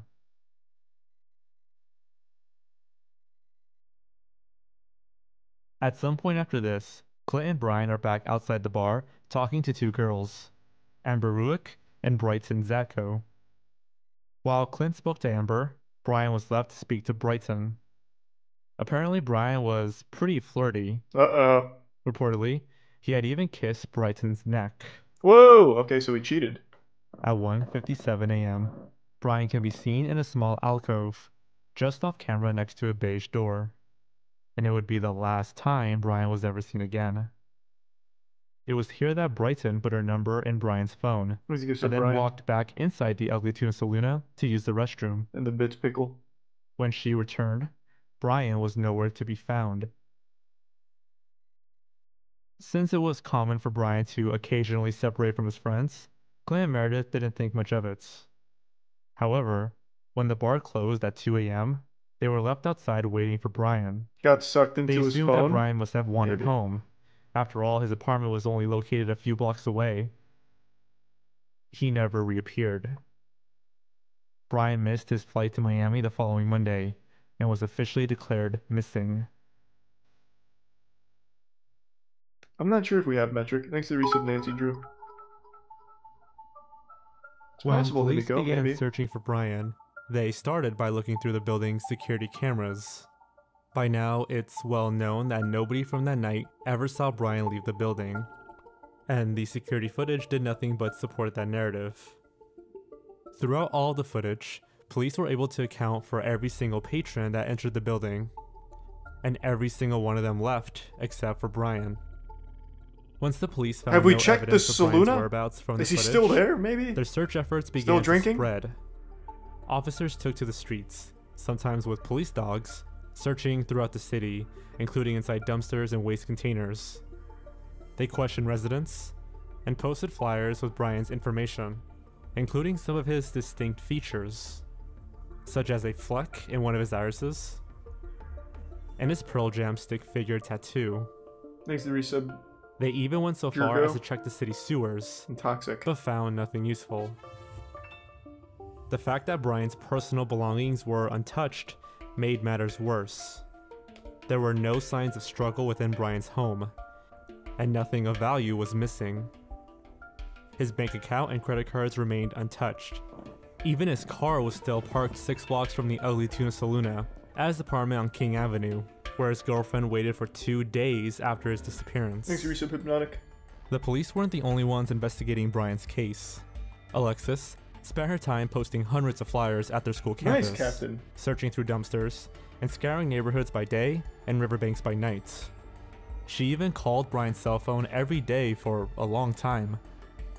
While her calls usually went straight to voicemail, there was one instance where it rang. It was one of the best sounds I've ever heard, she recalled, even if no one picked up. Damn, that's sad. Unfortunately, that's fucking heavy. Singular, Brian's wireless provider, later claimed that this might have been due to a system glitch, and not an actual response from Brian's phone. Exit Tier 1, Maddie. Investigators were also unable to determine Brian's exact location The Saloona was a portal because to the his phone Galactic wasn't Federation. GPS enabled. Interestingly, a cell tower did detect a ping from Brian's cell phone in Hilliard, 14 miles northwest of Columbus. Whether or not this was also a system glitch is anyone's guess. Besides Alexis, Randy Tier also 1 Pickle launched his Walter. own investigation. One of the things he did was visit a psychic, who told him that Brian's body was in the water. Good near Bridge Pier. investigation. Very good investigation. This prompted Brian's family to search along the shores of the Olentangy Classic River, psychic. but no Taking evidence advantage of Brian's vulnerable whereabouts people. was ever found. Grieving. Throughout the years, the police have received Scum. many tips, Fucking including scum. possible sightings in Michigan, Texas, and even as far as Sweden. Eddie Vedder, the lead singer of Pearl Jam, mentioned Brian at one of their concerts later that year. No, the psychic is scum, not the parents. Jesus, I'm talking about the psychic. Last April, a young man named Brian Shaffer kind of went missing.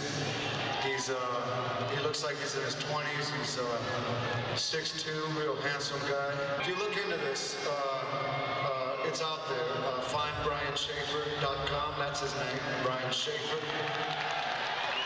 And it feels like he's one of our own. And, That was nice of Pearl Jam. if you have any information, there is a reward, but you can also remain anonymous by calling Crime Stoppers Ohio. There's information on NBC4, and like I said, Have you eaten there before, Rope? he's Christ. one of us, and we miss him here tonight. Probably ate the food and disintegrated. That place fucking sucked. Really hate the Saluna, huh?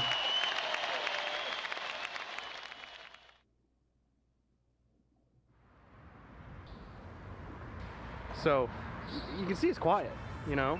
And imagine at 2 a.m., 3 a.m., you know, the bar was probably packed, but around here, especially if it was under construction, there's a really good chance, you know, no one would be here. So there's a parking garage right behind it. So here is the east side of the building that he disappeared in. Probably Onyx, I think so. From parking garage. Thanks for the 20, man. Here's one emergency exit.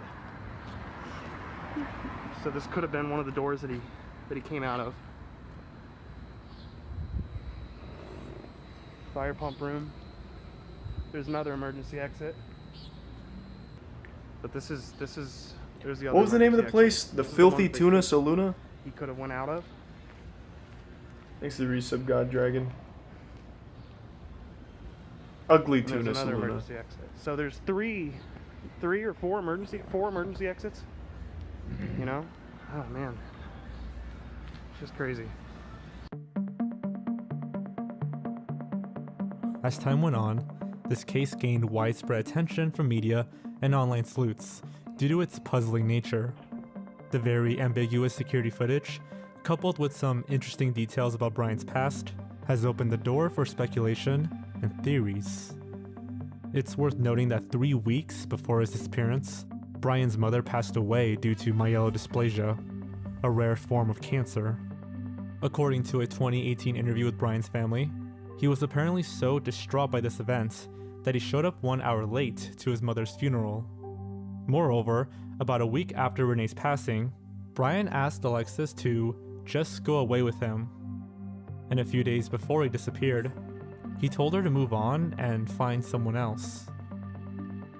Given the emotional hardship that Brian was enduring, He absolutely and just the fact that ran he was away most then. likely drunk during the night of his disappearance, some believe that he may have committed suicide. The Ugly Tuna Saluna sits on the second floor of the Gateway Film Center building.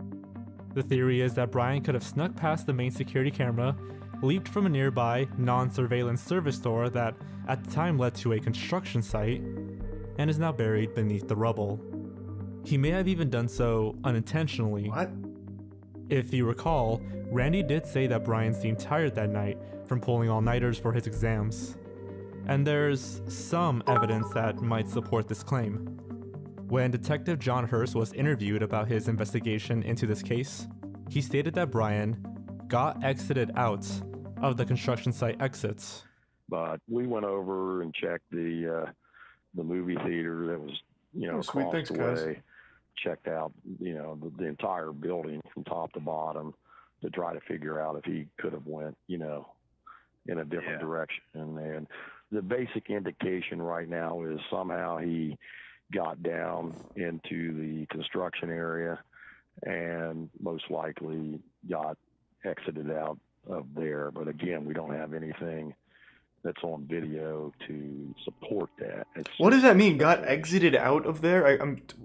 Am I dumb? What does that mean? The wording he chose has been the source of much speculation, causing many people to wonder if foul play was involved. There's also the possibility of a cover-up. Kicked Apparently, out? the construction site was a significant investment for the county, and there would, of course, be bad press if a dead body turned up before it was finished. Nice to be some good fellow. However, search dogs were used by the police during their investigation, especially around the area where Brian was last seen, and nothing was uncovered. Another theory is that Brian could have ran away to start a new life.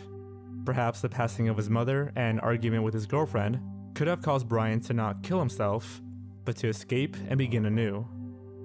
Some people suspect that Brian might have left through a back exit, namely through an unwatched freight elevator. The area is monitored by 2 security cameras, one that automatically pans the area and another that is manually controlled. Brian could have waited for the perfect opportunity to slip past their view. Once again, I there's don't think very that'd be little something evidence he to was thinking support this about. claim, He was but drunk. There's at least some evidence. I don't think he was thinking about being when like Brian's sneaky. mother passed away, he reportedly received $20,000 from life insurance, which might have helped him escape. Also, according to Dan Shaffer, Brian was capable of going through sudden changes, or as he puts it, he could swing through extremes. In 1999, he was heavily into partying and drinking until he got a DUI and spent 3 days in prison. After that, he changed completely. He stopped drinking and got into exercise for about 6 months. This could suggest that Brian was no stranger to radical lifestyle changes. Brian also played guitar as part of a band during high school. Even during his years at university, he had mentioned that his main goal in life was to start his own band. To be precise, he once said on his MySpace account, "This whole doctor thing is really just a job, only temporary, until I get my band together and put out a record." Which might suggest Not a a bad motive. plan. I mean, could the death of his mother push him to such extremes? Probably not. Considering how popular this case has become, it would be extraordinarily difficult for Brian to hide from the public. Also, despite the then recent passing of his mother, those close to Brian said that he was handling the grief pretty well and had ambitious plans for the future. He and Alexis were scheduled to leave for Miami that Monday. The trip was actually a gift his mother had given them the previous Christmas. Alexis, along with many of their friends and families, believed that Brian was planning on proposing to her during their vacation. In fact, it was later confirmed by one of Renee's coworkers that Brian had indeed been speaking to his mother about asking Alexis for her hand. Next to be some handlebars. It's kind of doubtful that Brian would choose to throw this all away. At the end of the day, Brian was a promising student with a bright future. He had just received a degree in microbiology from OSU, and he was in his second year studying medicine. Whether Brian drunkenly stumbled out of the building or ran away on his own accord, yeah, I'm kind of thinking he that was might have never been what captured happened. by any other security camera that night. No other nearby bar had security footage of him, and the street cameras failed to catch him on the run. He was there, and then he vanished. So do they not have cameras on like the outside of the building where the construction site was? Other theories have arisen, ranging from murder to drug involvement, and even the smiley face killer. From the late 1990s to the 2010s, a series of mostly white, college-aged men were found dead in bodies of water across the United States, often after leaving parties or bars. What? Most of these men were fit, popular, and successful students. What? Brian undoubtedly fits this description well, but the police and FBI have discarded this possibility following their investigation. For one, there's no evidence that Brian's body is in water, or if he's even dead. And second, the FBI have concluded that the smiley face killer doesn't exist. I was gonna fucking say. The drug involvement theories. I'm sure I would have heard of that. Usage of cocaine. It's well known that medical students have to bear days of overnight studying, and some sources claim that their drugs of choice are uppers or stimulants, like the legal pill Adderall or the illegal powder cocaine. It's speculated that Brian may have purchased cocaine that evening during their bar hopping, and possibly, the dealer took note that Brian had a lot of cash, which could have led to the mugging and subsequent murder of Brian Shaffer. I don't Remember that this is all just speculation. it's virtually impossible to confirm whether or not Brian was into drugs without someone ratting him out. That is a huge assumption. There's one last theory that's quite interesting. While the police were investigating the case, they turned to questioning those who had seen Brian that night, asking them to take lie detector tests. Meredith Reed and Randy Shaffer both took the test without a problem. Clint, however, refused. Up until this time, Clint had been cooperative with the police through the investigation. However, when asked to take a lie detector test, he quickly got a lawyer, and from that point on, refused to participate any further in the search for Brian. That's weird. According to his attorney, Neil Rosenberg, Clint did not take the lie detector test because he had already told officers everything he knew, and didn't see the value of having to do it all over again. It should come as no surprise that this is extremely suspicious behavior from Clint. Thanks to the prime parallel. Furthermore, Clint is the only person to claim that Brian did, in fact, return to the bar, yet no one else has been able to corroborate his memory. Many of the people close to Brian, including his family, don't trust Clint. As soon as the detectives started getting involved, that's when he pretty much had no contact with anybody, said Derek, Brian's brother. I've always thought he definitely knows something. Just won't come forward with it. If Brian did take off somewhere, if that is the case, we just always had a strong feeling that Clint would possibly know that. Alexis Wagner agrees with Derek. She also believes that Clint has withheld information. However, she believes that Brian died and did not run off. I can't imagine he would have just done that, she said. Well, can we ask Clint a little nicer, maybe? 2 years after Brian's disappearance, surely there's a way to... His father, Randy, passed away to get that from info. what could be considered a freak accident. On September 2008, Randy was at his home in central Ohio, clearing debris during a heavy windstorm, when a branch from a nearby tree broke and fell upon him, killing him. Holy shit. The next day, the neighbors found his body and called the police. When Randy passed away, his obituary was posted online, along with a condolence book. It was around this time that a new lead would emerge. Someone made a post on the condolence book as if it were coming from Brian himself, and the message stated a location, the U.S. Virgin Islands. At first, it gave new hope that Brian might still be alive. Sub Pooper and Resub Taka. However, police were able to trace the online message. Looking forward to it. See you on Monday, man. They determined that it was a hoax. Yep. As it had been posted from a computer accessible to the public in Franklin County, Ohio, not the U.S. Virgin Islands. Although the message was a hoax, it has been mentioned that the Columbus police still believe Brian to be alive. Clint's attorney, Neil Rosenberg, intimated this. Rosenberg had been writing to a private investigator named Don Corbett, Tier 1 breaks in, who volunteered his time to help the Shaffer family find Brian. They spoke of Clint's refusal to take a lie detector test. In April of 2009, the Ohio State student newspaper, The Lantern, even published an article regarding the exchange between Rosenberg and Corbett. If Brian is alive, which is what I'm led to believe after speaking with the detective involved, then it is Brian, and not Clint, who is causing his family pain and hardship, Rosenberg wrote. Brian should come forward and end this. Thanks to Resub Jabroni. The bits After pickle. so many years, Alexis is now numb to emotions regarding Brian's case. Yet she still wonders about what happened that night.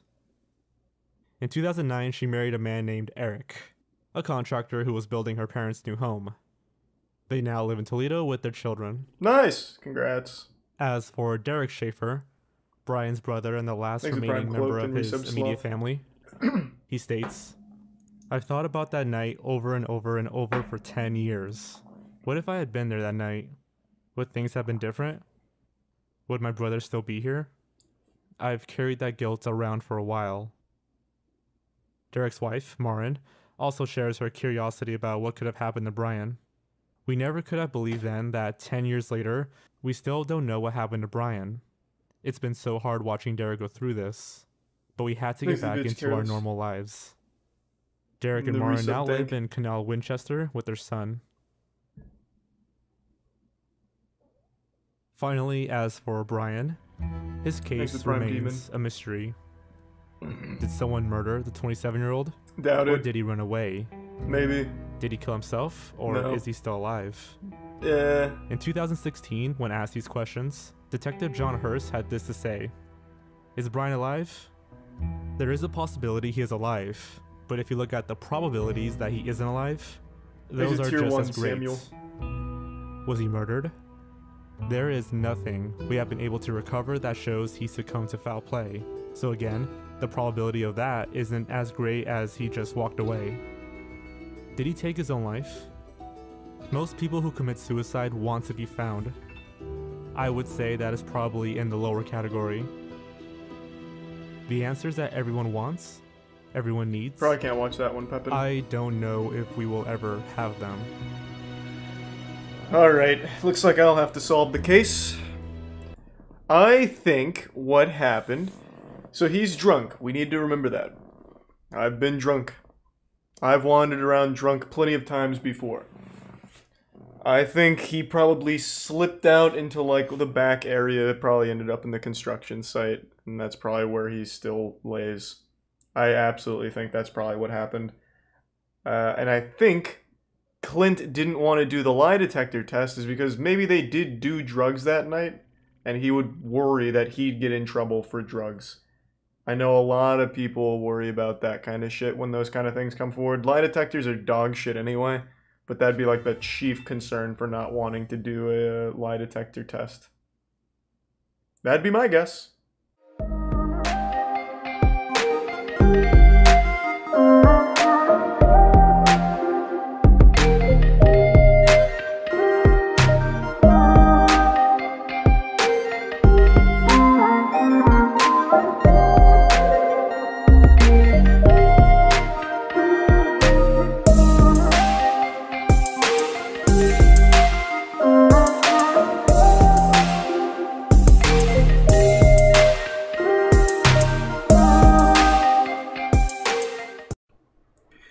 The Redditor that vanished? Okay, wait, that sounds great.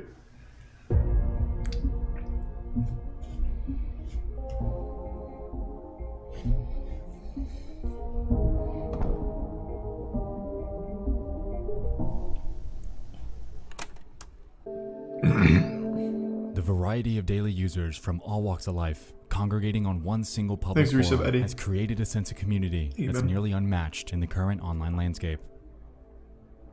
Because of this, the website's given us the ability to look into our fellow Redditors' post histories, giving us a small peek into the lives they live. Oftentimes, these are mostly mundane. However, if you do a bit of digging, you'll find some that stand anomalous, abandoned, and forever embedded within the corner they carved online. That's deep. In 2017, That's deep. a user named Flip&Flop made a post explaining that they're eager to try out a drug by the name of Datura. While the initial response was greatly against it, Flip&Flop ignored I have no idea what that is. anyway, What the fuck is that? creating disturbing update Here's a Prime comments 7. and leaving behind baffled onlookers that feared the worst had happened to them. This is the story of Flip&Flop. If it's bath salts, then he probably just went to Florida. He probably took that shit and then immediately went to Florida to get more. I solved the case right away. On the night of April 17th of 2017, Flip&Flop would jump in with a simple question.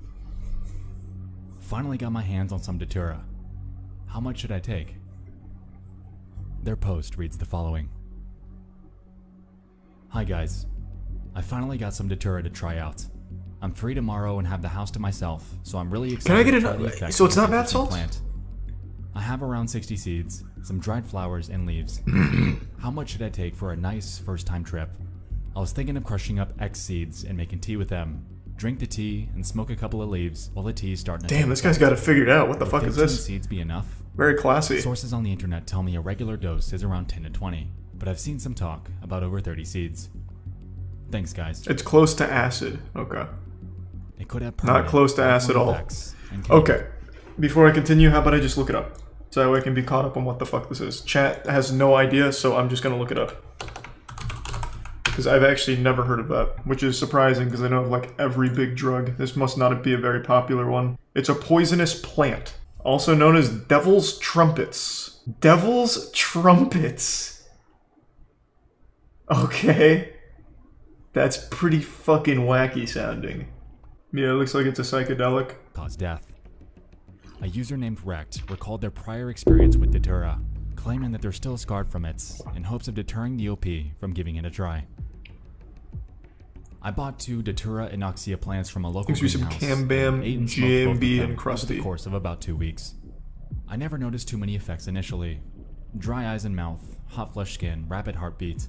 But I was 100% in a state of psychosis that whole time and for about 2 weeks after I stopped using it. Like someone here said, it's a deliriant, so I wasn't even aware of how totally fucked I was. Wow. My Jesus friends got increasingly worried about me, and I finally broke down mentally. About a month later, I got diagnosed with generalized anxiety disorder and severe panic disorder with derealization and depersonalization. Why is he still in the drugs subreddit then? While the effects felt by Rect were severe, he had this fucking awful experience and he's still in the same subreddit. According to a Logarithm the Great, they claim that the potency of the drug can vary from person to person, and even sometimes through the time of day it's taken. Just to give advice? I guess, maybe. After reading this, I went forth and cross-checked their claim with a psychedelic education resource named thethirdwave.co, and found that while the time of day assertion isn't substantiated, Datura's so-called fatal dose ranges pretty widely. According to this guide, he's a tier 1 frazzled and resubs collect. 100 milligrams of dry seeds have been known to kill, while others have taken substantially more than that and lived. Considering how heavily any drug's effects can vary from person to person, this declaration isn't that surprising. However, it is noteworthy. Sorry to hear that, Soul Leader. So, oh, maybe Pierre should flip and flop take. Thanks for the bits, Mike and Crab.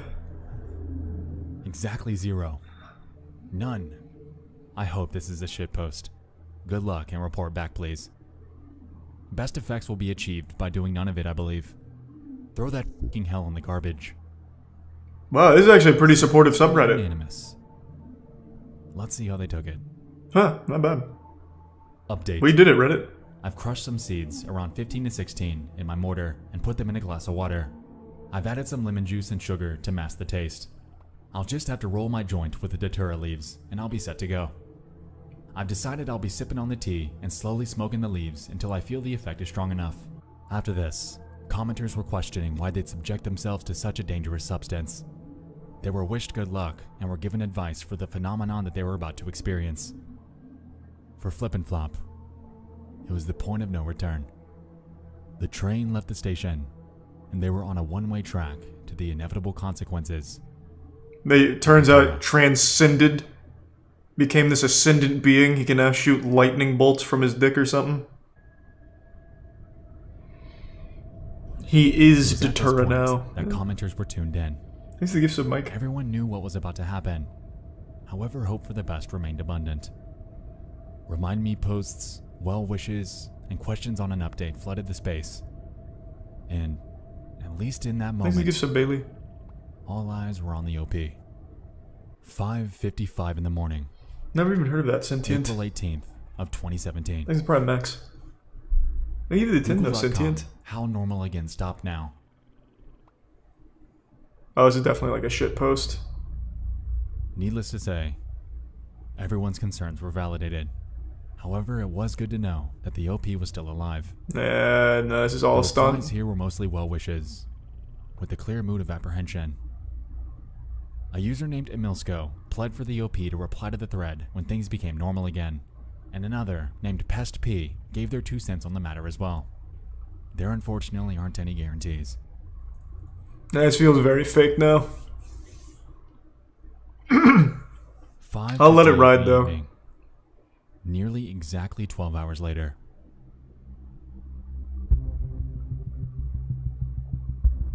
He made a video game? Holy shit. He smoked so much Datura that he made a game? By a Redditor named Nitris in the gaming subreddit.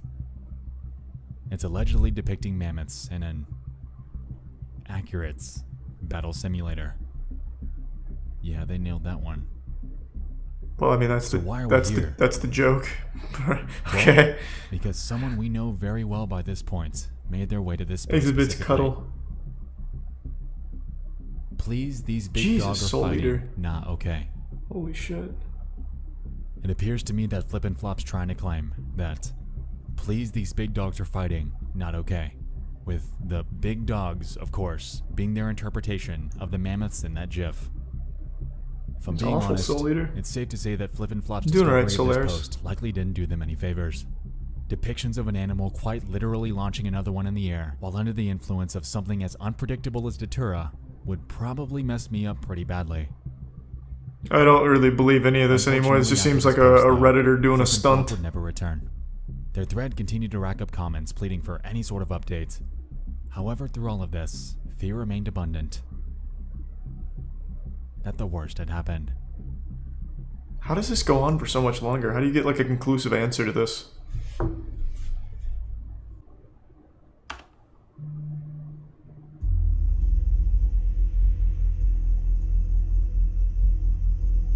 Sadly, most of the search results surrounding the username Flippin' Flop aren't useful. I was hoping to dig up accounts that they might have Thanks to the big migrated to tier on other 2 websites, but it Malarian frustratingly didn't dictator? obtain much. Thanks to the big tier 2. Scouring the surface web is an uphill battle. We can find a considerable amount of posts asking about him. However, concrete answers to that are non-existent. There was a Flippin' Flop with 1P account I found that could have been a potential lead. However, considering that the last post they made was 8 years ago on the NoFap forum, it's needless That to could be say him. that I was only left with dead ends. Well, I don't know about that. Speaking of dead ends, the following is a list of accounts and their current status I found on other websites with the name Flippin' Flop. Imager, dead. Facebook, dead. Oh, I can feel Stumble shit Upon, coming on. Dead. Photo Bucket, dead. Reddit, dead. He threw some pyro. Closemaster, doesn't work. Taringa.net, dead. Babyblog.ru. What? This is getting weird, but dead. I'm sure you get the picture by this point. The name is surprisingly common, and the results increase tenfold once you factor in the other spelling of Flippin' Flop. Brute forcing our way into tracking this person down is only going to result in wasted time and a massive headache. Maybe, So really. I'm going Thanks to for pause the my search here and pivot my focus towards the actual drug he took because my curiosity's peaked. Does he? What even is Does he Datura? take it? How serious really is it? And is it actually as fatal as it's made out to be? To answer this, I made my way to a non-profit educational resource by the name of arrowit.org that specializes in providing information about various psychoactive plants and chemicals. In their entry about Datura, they claim that it's a woody-stalked, leafy herb growing up to 2 meters. It doesn't look produces like a spiny scary seed plant. pods and large white or purple trumpet-shaped flowers that face upward. Most parts of the plant contain atropine, scopolamine, and hyoscyamine. It has a long history of use in both South America and Europe, and is known for causing delirious states and poisonings in uninformed users. This definition got me curious on the effects of atropine, scopolamine, and hyoscyamine, and so I dug a bit further. According to Arrowid, these are known as tropane alkaloids. So is this whole video about a guy that likely including overdosed? disorientation, confusion, Or is there like... I'll just let it hallucinations, ride. delusions, panic, and more. Furthermore, the resource states that in this class of hallucinogens, namely, I think it's still are, very quote, likely fake to begin absolutely with, but yeah. convinced that the hallucinations and delusions are, in every sense, real, and may attempt to interact with them. This can range from amusing to dangerous. This almost leaves me to wonder what kind of experience Flippin' Flop had. Thanks to the since gift they can sub, Soul vary pretty Eater. widely. Thanks to the bits As num we know num. by this point, an update from their aftermath is non-existent, and at this time, we have yet to gather a detailed, first-hand account about a Datura trip. So what is it really like? A user on a website named steamit.com shared their story about 3 years ago. In their post, they claimed that they had taken about 8 dried seeds and were eager to experience the effects. After doing so, however, they were immediately met with extreme thirst, causing their, quote, mouth to dry up in a horribly scary way. The dose in which you get active effects is extremely close to the amount needed for a fatal overdose. Following this, they share Kinsama's in detail prison? God damn it. what it was they went through. After about an hour, I felt a weird mix of euphoria and dysphoria. It had a bizarre sense of fun to it, as reality and imagination blended to form one. It gave me a very trippy feeling, which was at the time chilling and scary. After quite a long time, maybe 2 hours, I felt poisoned as I can't remember how I acted or how I perceived the world. I'm not really into this one, man. If there's only 2 posts to go off of, there's no conclusive answer. Everything felt surreal, and I definitely had some weird It's more just like a warning against it. At the time felt realistic and normal. And the creature became outrageous. Is that how it ends? It almost seemed like too perfect of a storm. Like the perfect storm. About the fatal dose being incredibly close to the one in which you feel the effects, combined with the possibility that Flip and Flop didn't have anyone with them to make sure he was okay. It all seemed like the perfect storm of what not to do when trying out a substance for the first time. As a matter of fact, in some ways, it almost seemed... Here, I'll give you a hint. Yeah, let me hear the hint. The profile was created on April 17th, the very same day that their one and only post was made. Being entrenched in the world of internet mysteries, observations like this stand out to me like a sore thumb. It appears to me that this account was made for the sole reason of discussing their story about trying Datura. While, sure, they potentially could be separating this from their personal accounts and life due to the taboo nature of something like this, it unfortunately discounts the validity of their entire account. Furthermore, he gets the same conclusion. The profile for this post explains the lack of other social media or forum handles with the name Flip and Flop existing online.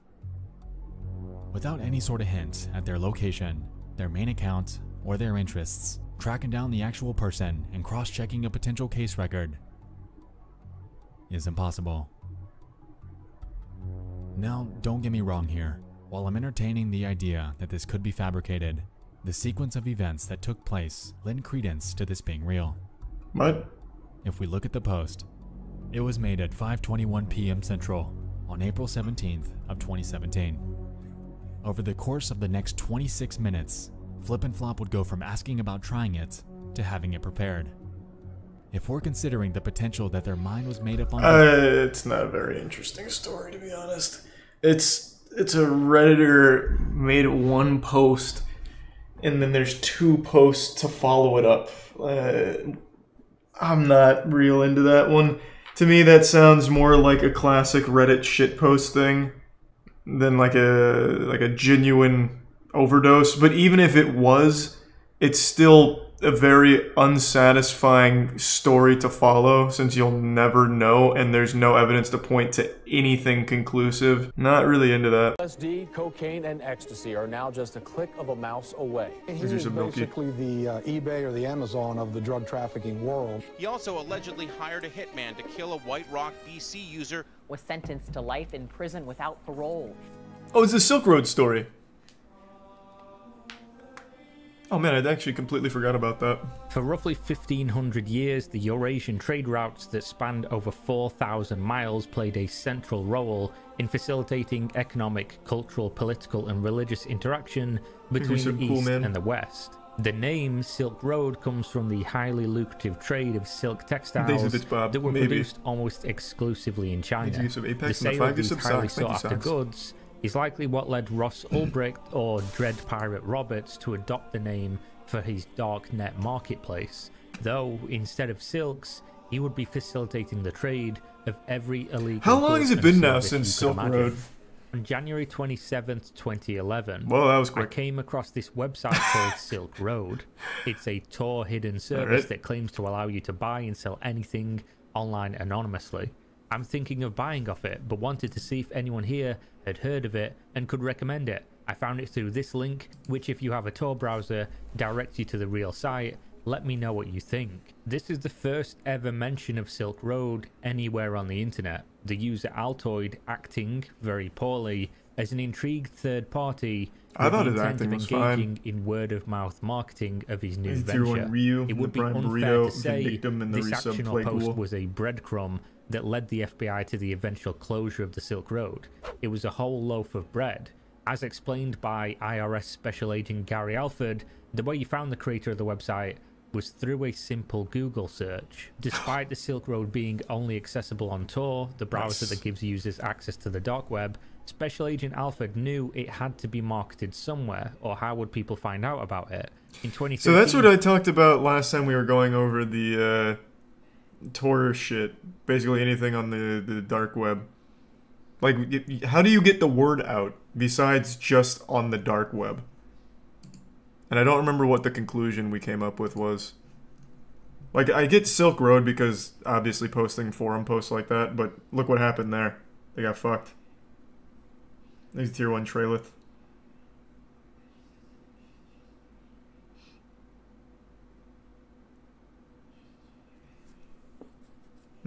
Okay. So literally just from other dark web word of mouth. Okay.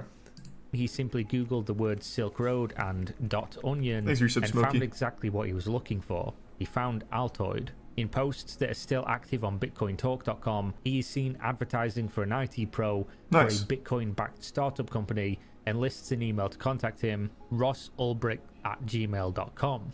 His real name. No. Of course, looking for developers for your black market operation while using a Gmail account with your real-life name is not the best way to go about things, and since Altoid was a name that popped up very frequently when searching for mentions of Silk Road, this was enough to get a warrant for that email address. Ross was monitored until undercover agents tracked him to San Francisco Public Library, where they distracted him and grabbed his open computer. He was logged into the mastermind of the Silk Road website. Oh my god. These numbers looking kind of beefy. Oh god damn it. I missed Light drawing the final blow there. Losing that first game, but able to win 3 in easy monthly speedrun though. Good shit, Light. Let me send him a message. Damn, sorry.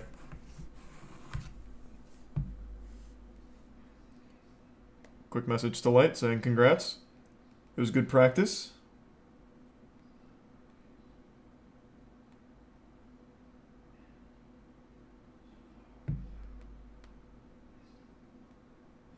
Okay, now I'm back.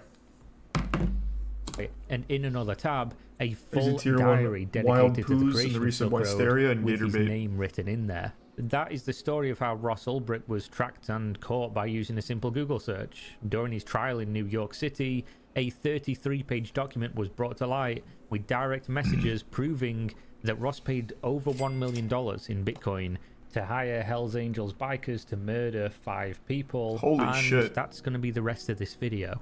First, I'm going to need to introduce you to a couple of the starting characters. Lucy Drop was a vendor who sold LSD on Silk Road, and his product was good.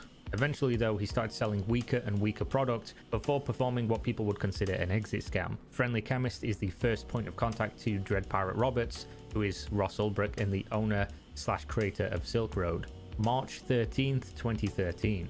Can you please get Dread Pirate Roberts to message me right away? It's very serious, a matter of life and death. Also has to do with the identities of a dozen top vendors and thousands of Silk Road customers. It's very important, so please get him to message me right away. I will not talk to anyone but Dread Pirate Roberts, so please do not ask me what this is. What site is this?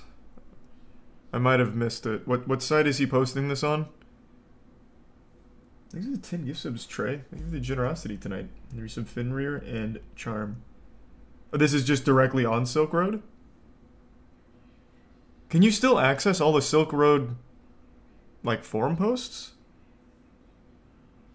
I figured I figured when it went down, all of it went down.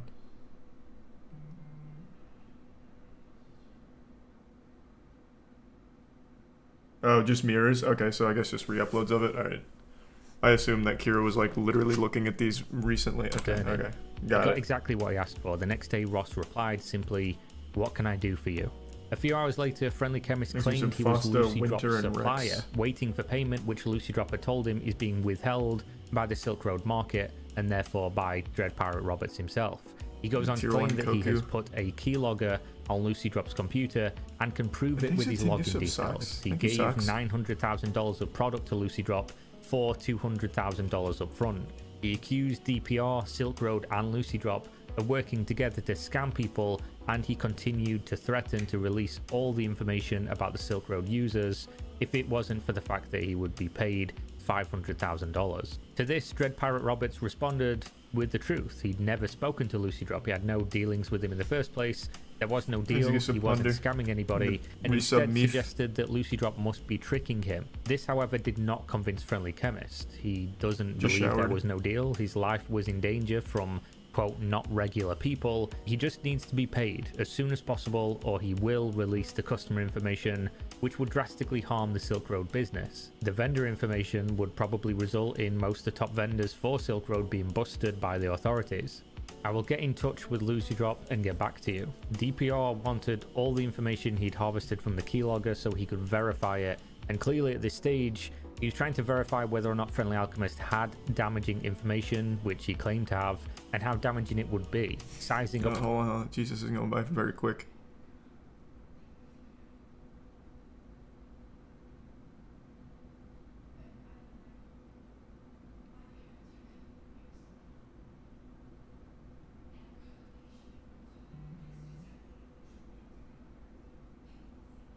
God damn.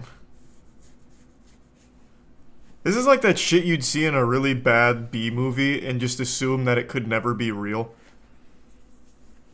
Like, just the way he talks makes it seem super fake. When you think of like $900,000 worth of LSD being moved, you think of like someone like really, like all together, really buttoned up and scary, and this guy's actually talking like a middle school girl here.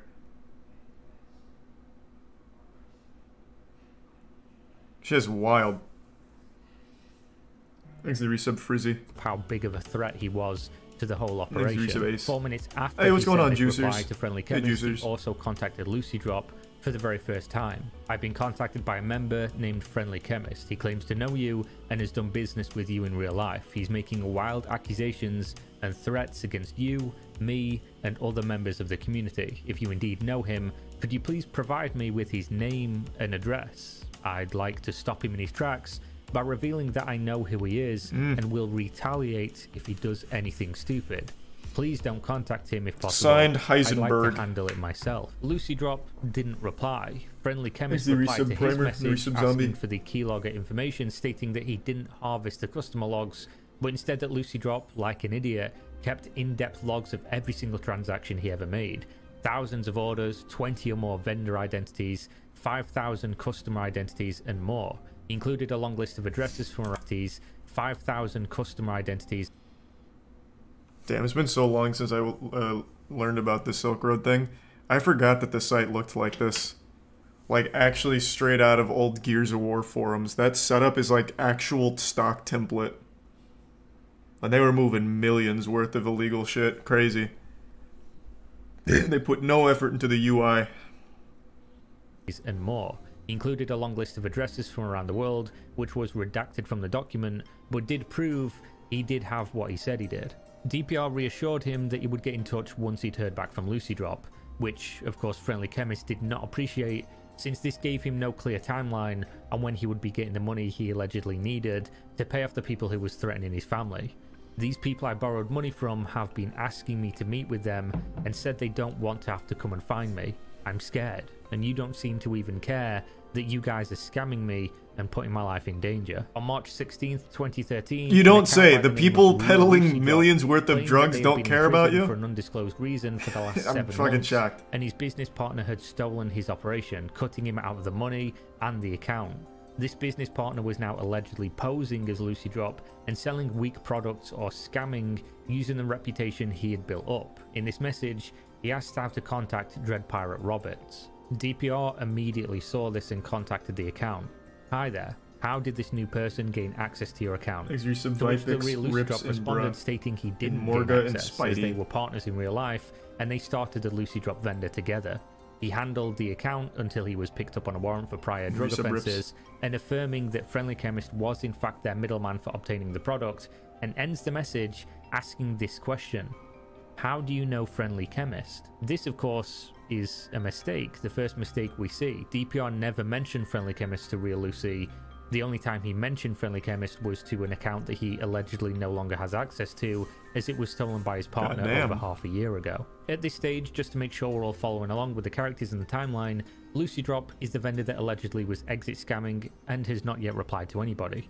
Dread Pirate Roberts is the Silk Road admin who is being blackmailed by Friendly Chemist, who alleges he is Lucy Drop's plug and a middleman for some very dangerous people who he owes money to. Real Lucy Drop claims he's the original owner of the Lucy Drop account and he's just been released from prison. DPR now responds to Real Lucy Drop, stating he's being blackmailed by Friendly Chemist and that he's glad he knows him. He wanted the address. Ooh, he didn't pick up on that? Anything he could provide. I need his real world identity so I can threaten him with violence if he were to release any names. I can't let him release those IDs. Real Lucy Drop was of course not keen on this idea. I don't know how I feel about that solution. Remember that he also knows my real world identity and has evidence on me as well. I'm sure you are well aware of what would happen to me if my information was to be released. He would instead set up a meeting and try to reason. Damn it, I want to read the rest of that.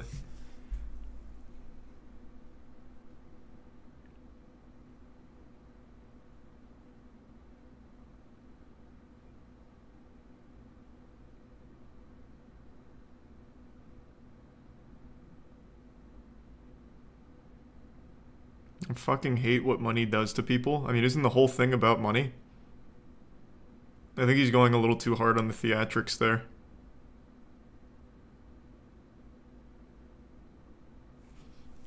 Thanks to the resub Grego and the Prime Lieutenant. No, I just showered. My hair's not greasy. I just got out of the shower. Released. He would instead set up a meeting and try to reason with Friendly Chemist, to which DPR responds simply, "Okay, Lucy, do me proud." Real Lucy Drop came back a day later with a lot of information, essentially reaffirming that Friendly Chemist would release the information as the people he was dealing with were not playing around. The people he borrowed the product from are a big criminal organization in Canada, the Hells Angels. A plan was presented. The plan involved DPR paying Friendly Chemist what he owed this gang, and in return he would provide drugs to be sold to pay back the loan. Friendly Chemist would also give up his identity as collateral in case DPR was worried of his payment being received and still releasing the documents damaging the Silk Road market. DPR of course didn't like this plan. Give me his identity so I will have leverage in dealing with him. You said you don't know what to do, so let me take over and give me all the info you have so I have the best chance of diffusing this situation. Really, Drop was not convinced by this. Yes, I do know his identity, but you threatening him will not help the situation. He's deathly afraid of the people he owes money to, and they already know where he lives and where his kids go to school, etc. He was not going to give up the information on Friendly Chemist, not due to the risk of his so-called supplier, but because he was afraid he would turn witness if he got spooked and turn in information about himself, resulting in him going to prison. Do not bother messaging me again if the message does not contain his personal information. I'm not fronting money to anyone, and I won't be blackmailed. You don't know how to handle this situation, but I do. Dread Pirate Roberts' response was final, and this finality seemed to have gotten through to Real. Damn, this guy's kind of hard. If you really think you have a good idea to deal with him, I'll give you the information you want about his identity. Please understand why I'm hesitant, as it is my freedom we're dealing with. He then asked how to send over the ID with plain text or PGP, which is an encryption service commonly used on the darknet. DPR then immediately went back to Friendly Chemist. Have your suppliers contact me here so I can work something out with them. Do not tell them I owe you money. You should copy paste this message to them. At the same time, he sent a PGP key over to Real Lucy Drop so he could send him over the encrypted ID, which is exactly what Real Lucy Drop did. The information that was sent, however, was not complete. It didn't have a full address. What was that last bit? Have any job openings? That was sent, however... What? Damn, this guy's on the grind. All right. Okay, then. Man's being hunted by the Hells Angels and then just takes a second like, hey, bro. Like, can I work for you? Like, what's up with that? It was not complete. It didn't have a full address, as DPR responded asking again for his exact address. At this point in the story, on March 25th, 12 days after the first private message interactions from Friendly Chemist and DPR, a new user is introduced, Red and White. And this is where it starts to get real crazy. The first message reads, I was asked to contact you. We are the people Friendly Chemist owes money to.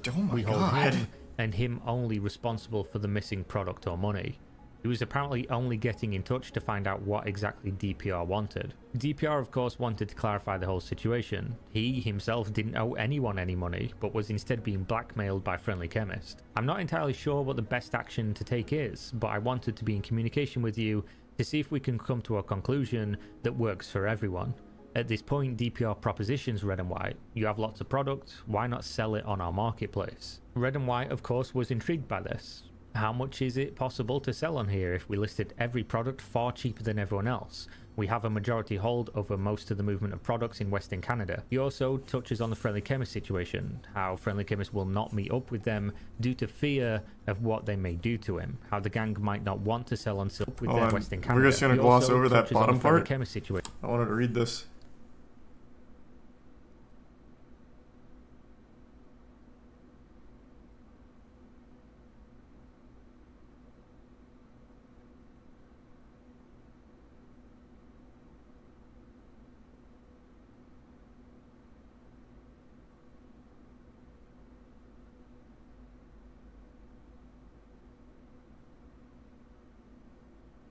Jesus Christ. Holy shit. How Friendly Chemist will not meet up with them due to fear of what they may do to him. How the gang might not want to sell on Silk Road due to this missing $700,000. If you can get Friendly Chemist to meet up with us or pay us his debt, then I'm sure I would be able to get people in our group to give this online side of business a try. After this message, DPR contacted Real Lucy Drop again, clearly desperate to get the full address of Friendly Chemist now that he has this fantastic offer from Red and White. Why haven't you gotten the address yet? Bring me the address and $1,000 in Bitcoin is yours. He also responded back to Red and White. In my eyes, Friendly Chemist is a liability and I wouldn't mind if he was executed, but then you'd be out your 700k. Accompanying this blunt opening, he also gave up information he gained from Real Lucy Drop, the full name, age, rough address location, as well as the fact that Friendly Chemist has a wife and 3 kids. The rest of the message is information on how much money they could make from selling product on the Silk Road website. Red and White, however, no longer needed that information. He already knew who Friendly Chemist was, and he also has another prize. We have kidnapped Friendly Chemist's partner Jin, and are on the hunt for Friendly Chemist. This news was exciting to DPR. I understand, and that is great news about Jin. If I understand the situation, he's the one responsible for your loss. Now, to take a quick break and clarify on the roles. Jesus Christ, I don't remember any of this from the last time I learned about Silk Road. Lucy Drop, the partner of Real Lucy Drop, who allegedly stole his business and used his reputation to scam. Jin would then be responsible for selling the product from Friendly Chemist and therefore owing him the $700,000 that he would need to pay back to Red and White. However, at this point, Red and White clarifies that they are no longer missing any product. There is no loss anymore also. We were able to recover all of our missing product when we grabbed Jin. After some questioning, he admitted he was intending on moving to a different country and setting up a new seller account on this site. We don't take too kindly to thieves. He's gone. This is when Friendly Chemist started to ramp up his pressure. He knows now that his partner has been taken out and he's panicking big time. You leave me no choice. I want 500,000 USD within 72 hours or I'm going to post all the info I have. I can't go back to my home. Real quick, I guess this may be like spoilers going forward. So when Silk Road went down, all of this went into the hands of authorities clearly. Was that confirmed to be real? Like, that actually happened? They actually did take out that guy's partner? Because I imagine with that Silk Road coming down, all of the information got into their hands. It is spoilers? Okay, so he does touch on it. Okay, sorry. I'm getting a little ahead of myself. I haven't watched the Silk Road shit in a while, and I don't remember any of this from when I did learn about it. Thanks for 5 gift subs, Meef. Appreciate it, man. And the 10 gift subs socks. Jesus Christ. Thank you again, man.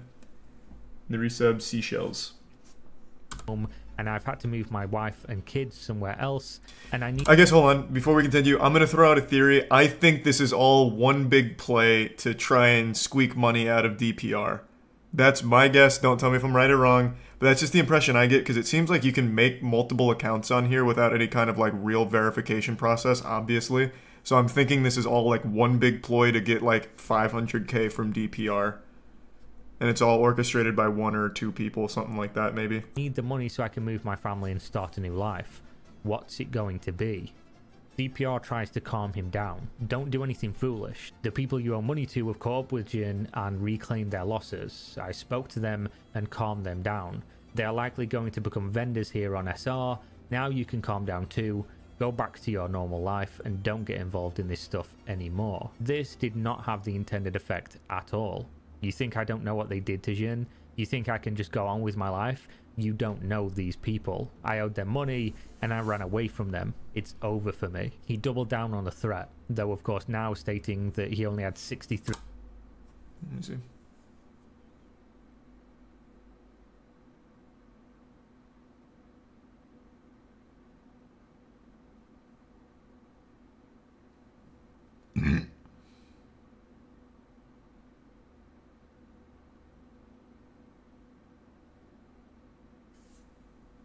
Hours remaining. 63 hours to pay the $500,000 or risk having the identities of over 5,000 Silk Road users exposed for buying illegal drugs and services, decimating a large chunk of DPR's business, and exposing dozens of vendors that would also destroy the site's product supply. DPR's response to this threat was strangely calm. Do me a favor and make it 96 hours. I will get back to you on Monday. I want to work this out, but I have big plans for this weekend and I don't want to have to deal with this. This wasn't a lie. He did have big plans, though they were plans that Friendly Chemist would definitely not be enjoying. As soon as this message was sent to Friendly Chemist, stalling for time, DPR immediately reached out to Redditor. This is where his weekend's big plans would be revealed. I hate to come to you with a problem when we are just starting to get to know one another, but Blake, Friendly Chemist, is causing me problems. Are you still looking for him, or now that you found Jin, have you given up? I would like to put a bounty on his head if it's not too much trouble for you. What would be an adequate amount to motivate you to find him? Necessities like this do happen from time to time for a person in my position. I have others I can turn to, but it is always good to have options. Jesus Christ! Hopefully this is something you are open to and can be another aspect of our business relationship. Regards, DPR. Red and White was open to facilitating this transaction, though there is no firm price listed as of yet. He describes how they usually handle hits. They're not looking for him anymore for their own reasons, but they could be motivated financially to find him if they could agree upon terms. DPR responded to this with what might be viewed as a slight change of mind on the hit. If you can find his location, that may be enough for me to scare him off. He's trying to blackmail me. Just let me know what you need to make this worth your while. Red and White, however, nudged him slightly with some common sense. If I find his location and you use it against him to scare him, there is a chance he will switch locations again. Speaking from Turtle God and Nameless it will King become a and lot more Wolf. difficult to find him again after that, once he knows that there are people capable of finding him. He then goes on to feel out how much DPR would be willing to pay.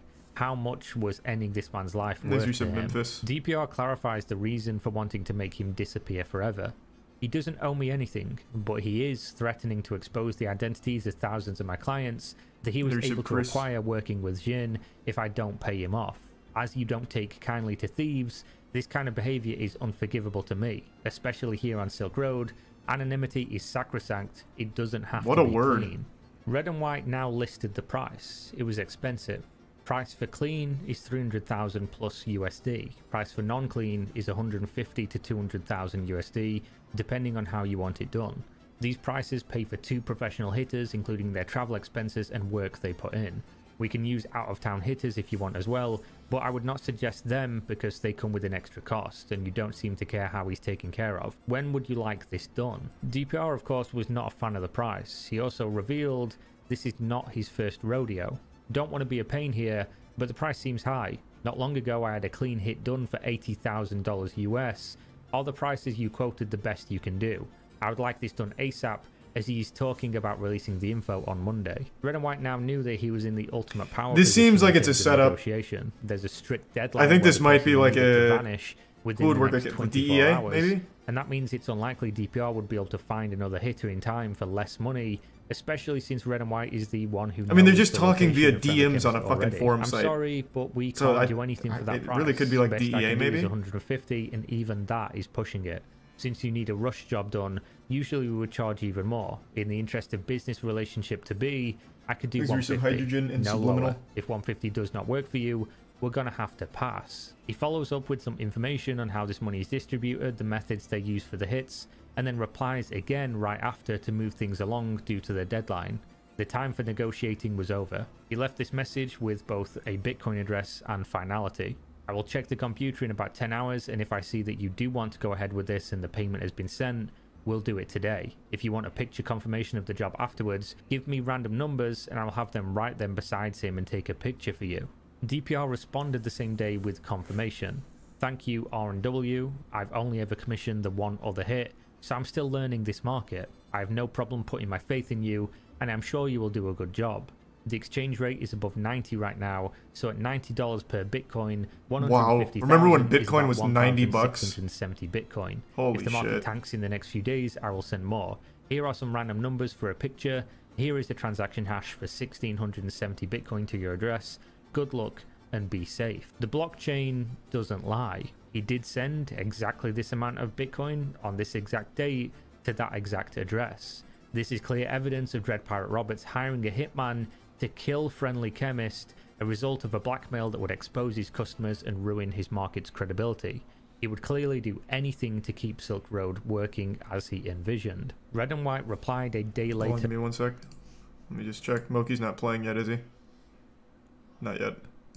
Okay. Just needed to check. I don't want to miss it. On April 1st, 2013. Thanks to Tier 1 Poop Scoop and the Prime Willie and Wheels. They seized a bunch of stuff he had with him at the time as well. They said he had a couple of laptops and a bunch of USB sticks. Is there anything that belongs to you? They questioned him and he spilled everything he knew. He said that he and Jin were actually working together on this scheme to blackmail you, and that they were brought in by a third guy who has been selling on here for a couple of years, who is also a scam artist. Apparently he makes selling accounts, sells for a while and then pulls a big scam and just keeps creating new accounts after he does his scams. They got that guy's name also. I will give that to you free of charge when I meet them to get the picture and computer hardware they got. Rest easy though, because he won't be blackmailing anyone again, ever. DPR kept things professional in his response, but he was clearly happy the job was done. This is like actual Breaking Bad shit. More about this third party. Excellent work. Please send any info you can on this third party, along with a picture. The picture can be uploaded here. I have no need for any of his possessions, so you can do what you want with that stuff. Thank you again for your assistance. Red and White replied the next day with a long message explaining exactly what Friendly Chemist spilled in his last moments of interrogation. He goes over how Jin and Friendly Chemist were working with a man named Andrew from Surrey. He was defrauding people in the way we previously covered, essentially making accounts, getting a good reputation, selling great products with above and beyond service, and then after luring people into a false sense of security, would do one big sale and exit scam all the money. He listed 2 accounts he knows the name of other than Lucy Drop, which were used by this group: Nipple Suck Canuck and Tony What a name. 76, What a seller name. that many people on the Silk Road forums had long since speculated was... I totally forgot they actually just on Reddit had a Silk Road subreddit. I totally fucking forgot about that. Holy shit, yeah. The internet was wild and wacky like 10 years ago. Thanks to the Prime Luke and the resub Lunatic. RIP Darknet Markets. Yeah, shit was crazy. Actually Lucy Drop, due to their similarities of writing patterns, method of scam, and location being Canada. The puzzle was starting to fit together and the picture was clear. This group was orchestrating scams for years now, stealing thousands of Bitcoin and damaging DPR's vision for the Silk Road, and he couldn't let them get away with it. After some short back and forth about stripping location data from a picture so they could upload proof of the hit on Friendly Chemist, the wheels start to turn for the second murder for hire that DPR would put out on the accomplice. If you can find him, I would like to know. He also confirms he received the picture of Friendly Chemist with the numbers next to him after the hit took place, and that he had deleted the picture for safety. Okay, he I was wrong wanted then. to take out Andrew, the I thought it was accomplice, DEA. but he also wanted to make sure Friendly It Chemist wasn't. was telling That man the just truth. got fucking I'd rather blasted, miss I the guess. chance to take him out than hit an innocent person. He also wanted Andrew to be held and interrogated. The idea being, if this was the remaining member of the group defrauding his customers, he would have substantial funds that may be retrievable. Red and White, of course, was open to this and sets about the job. I will send 2 of my guys to do some recon right now and find out what I can about him and get back to you immediately. We can discuss price later once we know more. PR seemed conflicted about potentially having the wrong man, but at the same time was way more interested in the potential of recovering tens of thousands of stolen Bitcoin. He's likely to be sitting on many thousands of stolen Bitcoin, perhaps tens of thousands, so I would think we'd want to work him over to get those funds back. Thanks, Tier 1 Lady Red and White Scorpion. returned later that day with the recon. Apparently the supplier of illicit products that Andrew was using had rolled on him, giving up what he ordered, the frequency of the orders, and his plans to move out of the province very soon. That might be because he's found out about Jin and Friendly Chemist and is now scared. The rest of this message retells the information they got from interrogating Friendly Chemist in more detail and how all the information lined up. He also stated that after finding where Andrew was staying, he had 3 other people in the house with him for a total of 4 in the building. The people were also in on the scheme. They were selling product with Andrew, aka Tony76. The reason these 3 people being in the building and working with him is critically important to the story is that Red and White also talked about a potential 15,000 Bitcoin theft in this message. This means that somewhere in that building with these 4 people, one of which he knows DPR already wants to have removed from life, could be over 20,000 Bitcoin, which at the time would be worth around $2 million. The message ends, do you want to deal with this Andrew guy, or do you want me to put the team on standby? DPR was led to this conclusion like a horse to water, and he started to drink. I'm confident enough that is him to move forward. Can we round up all 4 of them, separate them, and get them to out each other and give up their stolen money? He then explains how it could be difficult to recover the Bitcoin if the team of hitters are not familiar with how Bitcoin works, and that he would need more information to piece together how much this crew could have actually stolen. Red and White explained that this would be very difficult. He could pull it off, but it would require more hitters, and there are no discounts for group jobs. In fact, due to the difficulty, it should go up in price. However, since the working relationship was going good so far, he would do it for $150,000 each. $600,000 total for all 4 of them to be interrogated and then removed from this mortal realm. DPR, however, wasn't hot on this idea. Not on the idea of removing them from life. Yeah, I've got it up right here from Oki. It's just he's not playing it. Clearly the dollar sign was the issue, so it was back to the original plan. Okay, let's just hit Andrew and leave it at that. Try to recover the funds, but if not, then not. How much do you need for this? Red and White, however, hadn't given up on this idea. If you want to hit Andrew only, I can have it done for 150 just like last time. We wouldn't be able to do it at their place though, because there are always at least a few of them there from what I'm told, since it is their home office. So we wouldn't be able to recover any of his things. He goes on to give his opinion on the situation and how if these other 3 were left to continue their scams, they would continue to cause issues with DPR and Silk Road. He also offers a discount for the whole package. If you would like to do the others as well, I would be able to have it done for 500,000 USD. If you do not want all of them and just Andrew, it would be 150k. I would prefer to do all 4 as it would be better than having to get Andrew somewhere else and have no chance of recovering any potential product / money he may have. Anything recovered would be split 50-50 with you. This message ends with a prompt for payment. If you would like just Andrew done, send 150,000 USD to the same address you sent the other funds to. If you would like all 4 of them done and product / money recovered from there, send 500,000 USD to the same address you sent the other funds to. This was enough to convince DPR. Okay, I'll defer to your better judgment and hope we can recover some assets from them. 500,000 in Bitcoin has been sent. This really feels... I still think this could be like a DEA thing. He listed the transaction hash, and once again, this transaction is publicly verifiable. On April 8th, 2013, DPR sent 3,000 Bitcoin. But then they did take like a picture or something, so maybe not. I don't know. Maybe I'm on copium. He previously sent 150,000 for the murder of Blake, aka Friendly Chemist. 3 days later, on April 11th, Red and White messaged DPR to update him on the status of the job. Our hitters have been watching their house, and we have a 1-week window to do it. But I just wanted to ask you a couple questions before giving them the green light.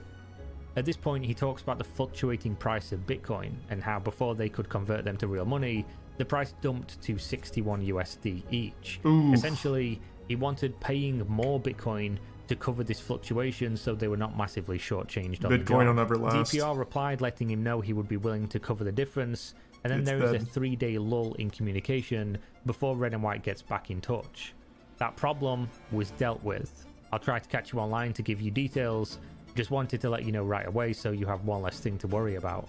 Beyond this, the communication fizzles out very quickly, and this is where the story ends. The story of Rslash, aka Dread Pirate Roberts, they kind of glossed over that. Absolutely crazy. At the start of this video, I mentioned 6 murders for hire, and you may have noticed that we only discussed 5 so far. The 4 people in the house and friendly chemists. That's because the 6th murder for hire, the one that DPR claimed to have paid $80,000 for, is a different story altogether and never actually happened. He had in fact purchased this murder for hire from an undercover DEA agent, and it was aimed at a former Silk Road staffer. Now what if I was to tell you that the other 5 murders for hire, the ones we've just went over, none of those happened either? Fucking called it, I knew it. The trial of Rslash, DEA. where these private messages were first presented, no one by any of the names ever existed.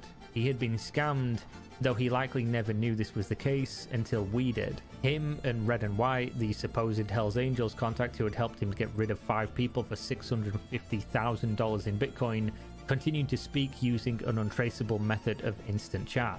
But remembering back to the start of this video, Ross kept a detailed diary of the Silk Road's creation and operation, which the federal government gained access to when they seized his laptop.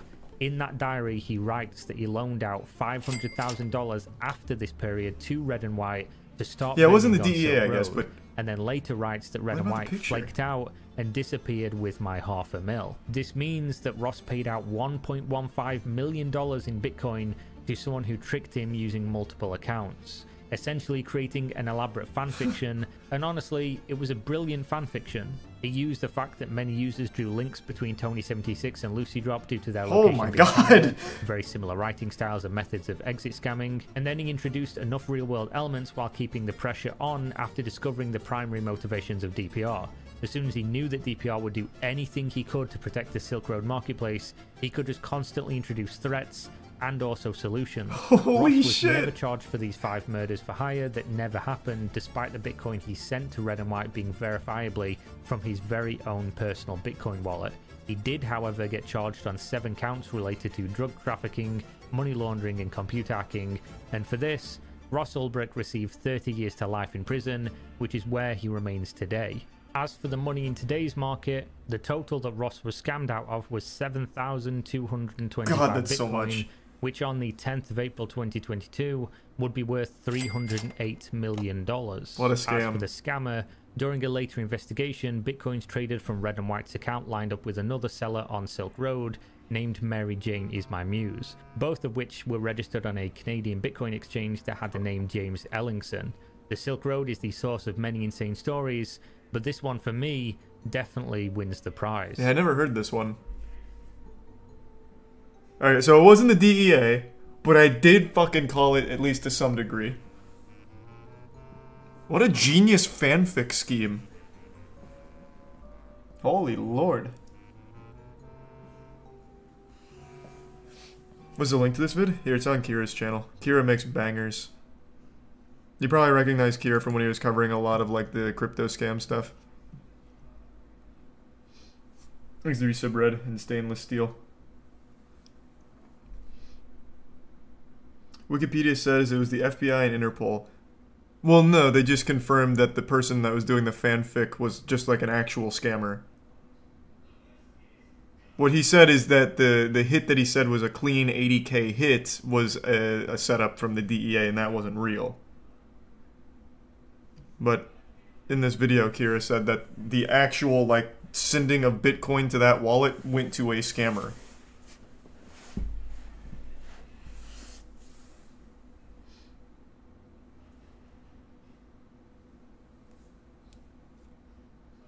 The actual sentence was 2 life sentences plus 30 years. Yeah, it sounds about right.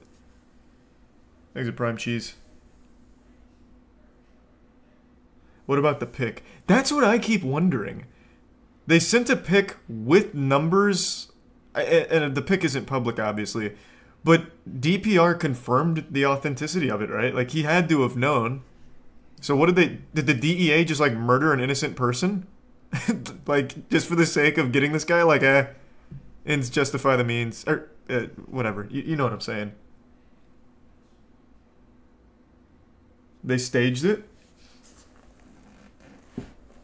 Yeah, I guess it could have been, like, a shitty pick. I don't know. I guess I'm just used to like 2022 pictures where you can really tell if someone's like faking a death, I think, right? Like, I don't know how accurately you could pull that off.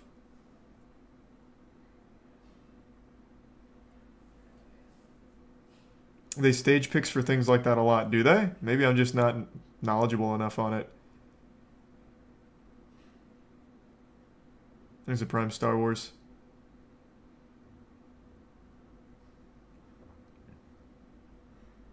They faked the moon landing, so... Yeah, true. Yeah. Moon landing wasn't real. Nothing's real. Thanks to get some Trey and the Primekins.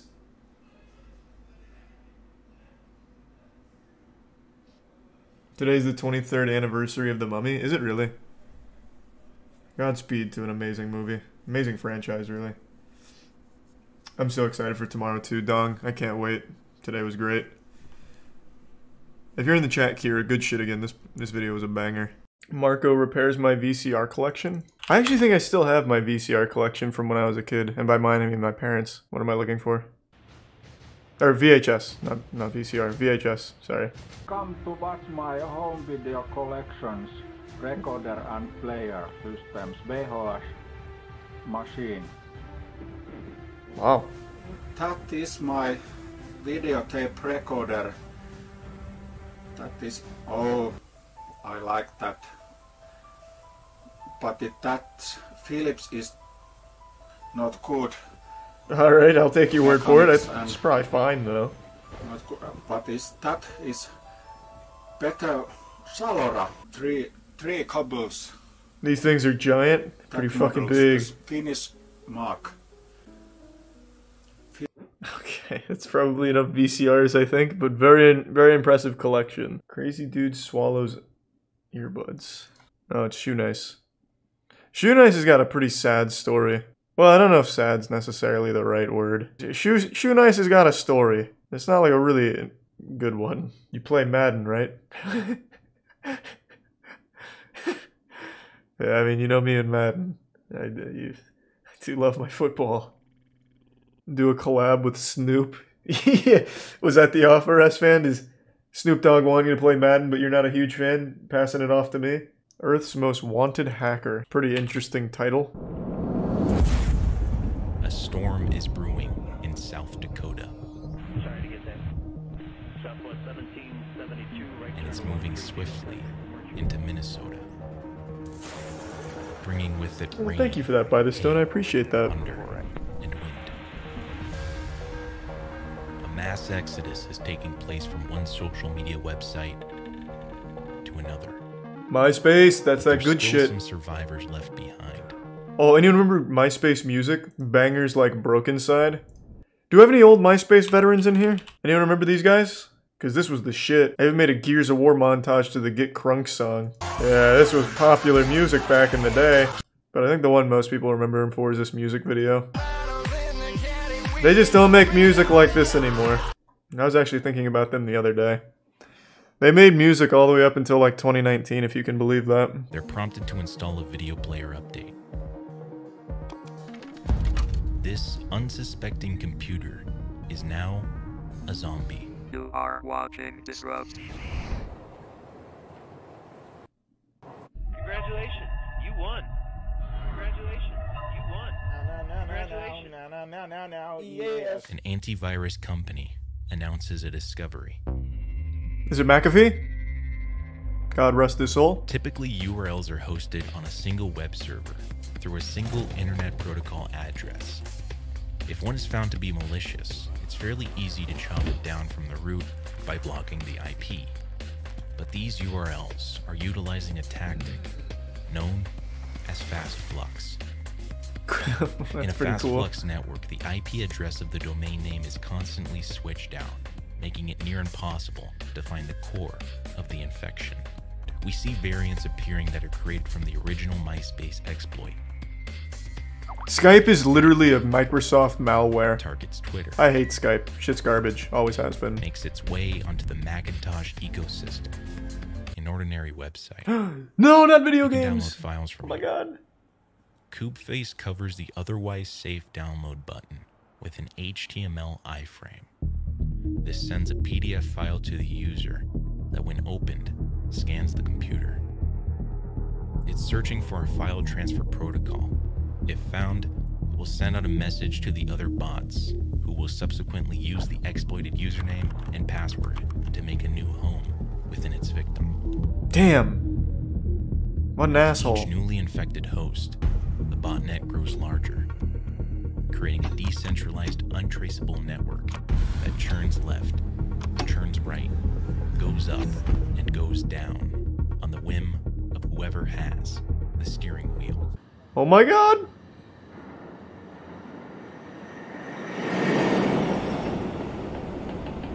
What? Is this a custom animation? And is this... Such high production. It's 1997. I haven't seen Lighthouse yet, no. And the most popular Not yet. website in the world is Yahoo Answers. At 7 p.m. on Monday, December 8th, Yahoo is hijacked. The message reveals that the computer of every single person who's visited Yahoo in the past month has been infected with a worm. And on Christmas Day, in less than 3 weeks, the bomb will detonate and destroy millions of contaminated computer systems unless the hijackers' one demand is met. Anger erupts. Who the fuck is and Kevin? The following days, protests Let him out. break out on the streets across the United States. They set up camp outside federal courthouses, and from New York to California, people call into radio stations to cry out the phrase in real life and in video games. Anything else to say? Yeah. Free Kevin! So was the hacker just a memer? I'm guessing that's the conclusion. I'm not watching the Walton Files. That shit is not for me. It's just Five Nights at Freddy's fanfic. Kevin isn't a terrorist. He isn't a mafia boss, and he's not here because he wiretapped the NSA or blackmailed FBI agents. Authorities say he poses an even greater danger.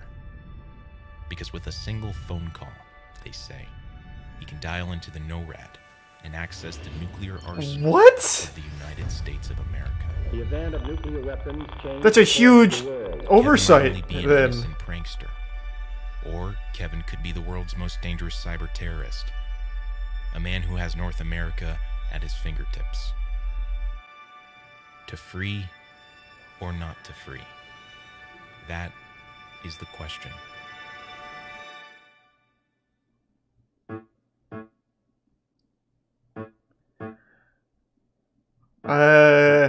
I say let him out. Call his bluff. And if he's not Is a bluffing, well, Windows it registry is what it is. key. And this is that same Windows registry key modified by Kubeface, YouTube, Wikipedia, PayPal, all resolved to IP addresses employed by the Command and Control Center. This is how the Kube makes its money. When that user clicked the link, Kubeface instantly shot his browser through a number of affiliate advertising networks. Very smart. Instead of the machine sending HTTP GET to Google, as it normally does, an infected machine sends HTTP GET to Kubeface, who responds with a list of affiliated links. It's only after receiving those links that the machine correctly sends HTTP GET to Google, who then returns with the legit results. The first result corresponds to the first affiliate link, and when clicked, for just a brief moment, an advertisement. After that process, the used affiliate link is scrubbed, and a new one takes its place. These systems may offer $2 per 1,000 users that click the affiliate link. Multiply that by hundreds of thousands of infected bots across the planet, clicking links all day. Where would they get the affiliate links, though? They'd have to be in contact with the companies, right?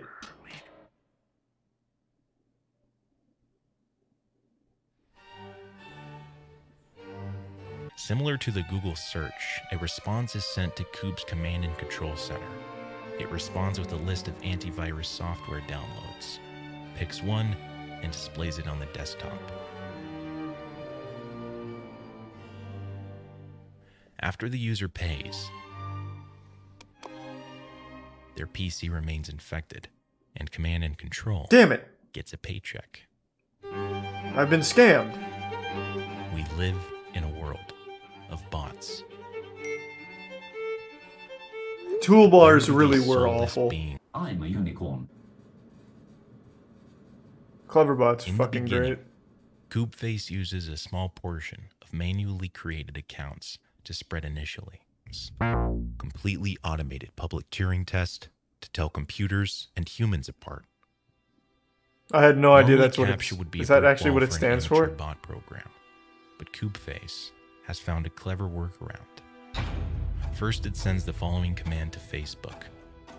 The login and password are encoded via an encrypted scheme that involves reading the letters, their corresponding AC values, and comparing that to a successive string of numbers Basically gives from sub 0 username. to 1 to 2 to 3 to 4 to...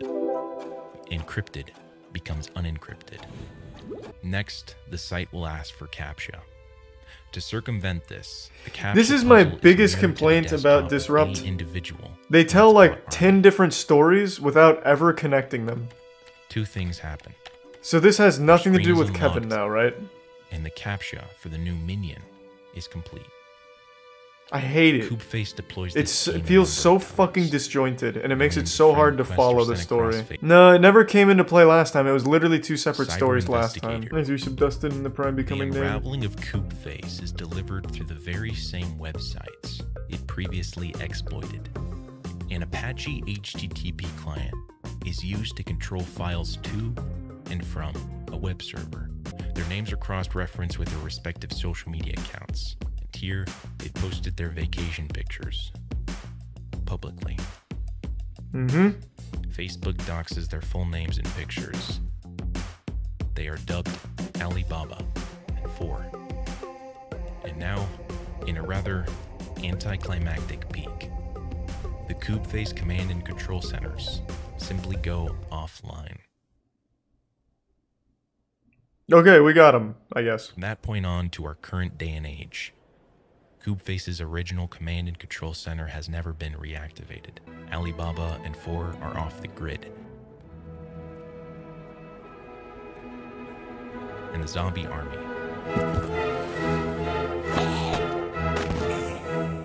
remains dormant.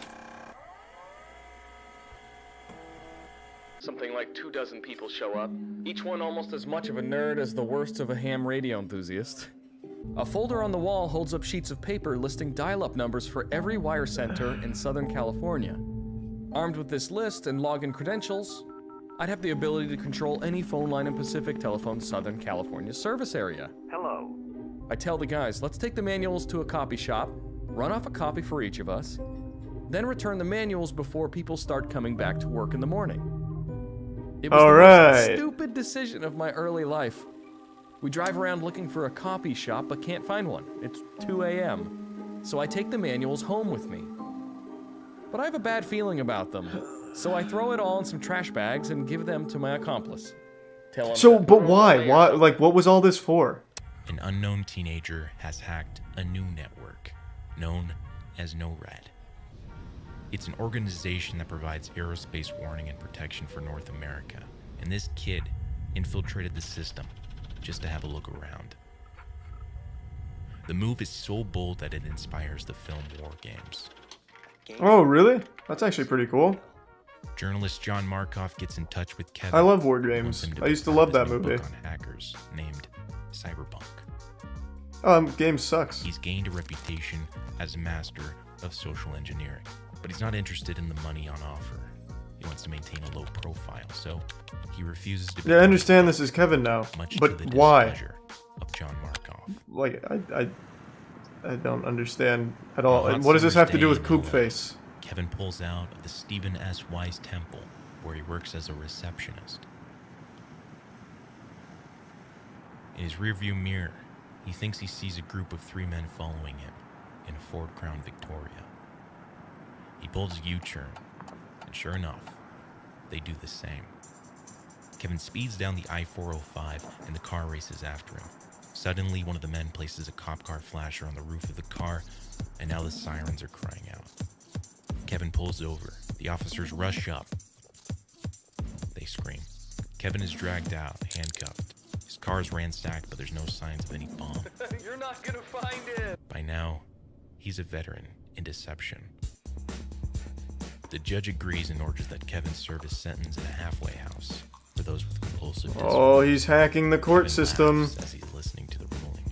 He was arrested for tricking his way into a computer system, and now he deceives the judge into thinking that he's the victim of his own crimes.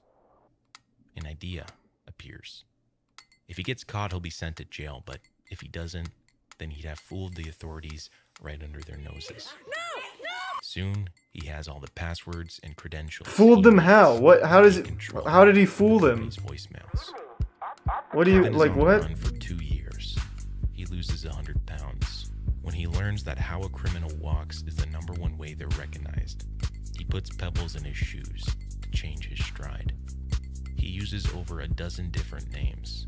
His favorite is Eric Wise. He begins a crime spree that infiltrates the world's biggest companies, Nokia. The companies say the damage from the hacks totals. Kevin sips his coffee as he reads the paper, and suddenly, a chill passes down. What is he hacking though? Like, what is he doing to those companies? Positions outside the house in California. They see their targets. So Kevin gets into Nokia, then what? Burst in and draw their weapons, and the man denies that he's Kevin Mitnick. He's a Middle Eastern immigrant. Doesn't even own a computer. Steals money. More than How? 2,000 kilometers away. So he gets into Nokia's what? His paper to the ground. Intern's laptop, and he's stealing money? On the front page of the New York Times. Kevin is adamant the stories in the articles are lies. He never hacked into NORAD or wiretapped the NSA. But if you believe Kevin, then you shouldn't trust anything you've heard so far about Kevin. He takes on mythical status overnight. The little-known prankster is now public enemy #1 of cyberspace.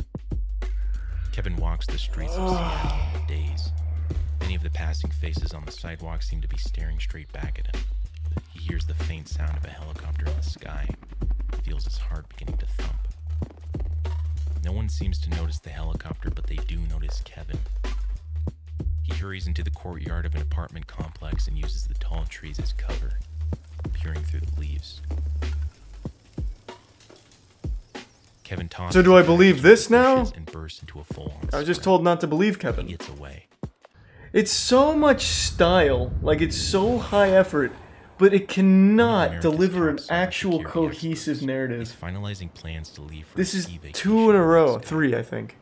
And suddenly, like I love the style of these videos, but my fucking god, it can't tell a story.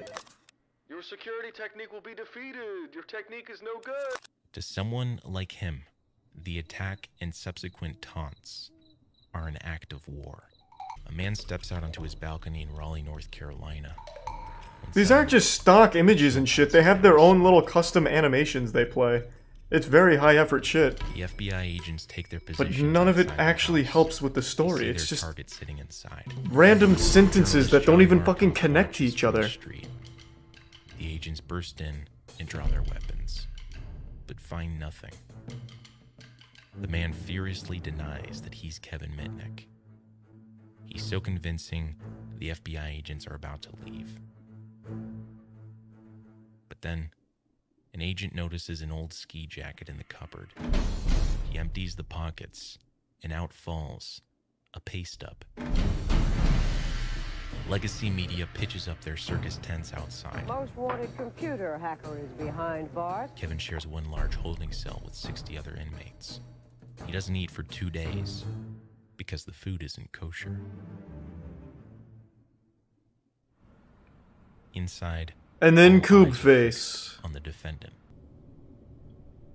Cool picture. Kevin is charged with 14 counts of wire Wow. fraud, 8 counts of possession of unauthorized access devices, interception of wire or electronic communications, and causing damage to a computer. When Kevin is led away from the court, Tsutomu calls out from the front row. Kevin looks back at his nemesis, the one man who finally saw through the lies and deceptions to find him. Who? He nods, says nothing, and walks away. His appeals for bail are churned down by every single court in the U.S., including the Supreme. He has one last idea. But then, a group of officers storm into the cell and throw him into solitary confinement. You skipped half. I didn't skip shit. I skipped an ad. I skipped his ad break and merch plug. I didn't skip shit. What are you talking about? I didn't miss anything. What a weird excuse. It's just a really fucking poorly constructed narrative. I don't get what's so confusing. I understand. Who's his nemesis? They just mentioned his nemesis like he was a huge part of the story, and that was the literal first time we heard of him. I'm assuming it's the guy who was spearheading the operation to find him. But that's just an assumption. So who is his nemesis then? Pop quiz. And why is he all of a sudden a central character to make a little animation about him? His name is Joe Clearly. His name is Satoyu. I think. I don't know. That's what I fucking thought. The hack on Yahoo. So you're not following it like you claimed. By members of the Free Kevin movement. There was no logic bomb. After 4 years of prison and solitary confinement, Kevin pleads guilty to 4 counts of wire fraud, 2 counts of computer fraud, and 1 count of illegally intercepting a wire communication. I didn't think of the consequences when I was engaging in this behavior. I just did it. I'd copy the code, store it on a computer, and go right on to the next without even reading the code. Interesting. You know, and that's a complete different motivation of somebody who's really out for financial gain or a foreign country or a competitor trying to obtain, you know, information like, you know, like economic espionage, for instance. You know, I hate to suggest a waste of your talent, but as I listen to you, I think you'd make a great lawyer. Well, I don't know if you're convicted of a felony if they'd allow you to be admitted to the bar. Kevin Mitnick Hey, is released from prison after nearly 5 years. When Kevin was on his crime spree, his hacking exploits seemed like mythology to the outside world. But by the time the sun hits his face, the world needs his skills. So, soon after his release, he testifies before the Senate and advises on how to better protect computer systems from attacks. Alright, Kevin was freed. And then it all ties into Coobface. So I really like Sleep, and the thing that I do like about Sleep is that it's an alternate reality. Nothing is impossible in Sleep. So where did Coobface play into anything with Kevin's story? Or at all in this entire narrative? Where does that fit? It's just 2 separate stories. There's a Kevin story and there's a Coobface story, and none of them really connect to each other other than Coobface with the free Kevin meme. Like, I hate that. Like, if you're gonna make a video, like, this should be 2 separate things instead of convoluting and watering down this whole thing. They did that in the last one too. It makes it fucking impossible to follow the narrative, and it just seems all disjointed and everywhere. It makes no sense. It makes absolutely no fucking sense. It's such a shame. I really love the style of the channel. But they absolutely cannot fucking tell any story at all. It just gets so pretentious and wrapped up in itself.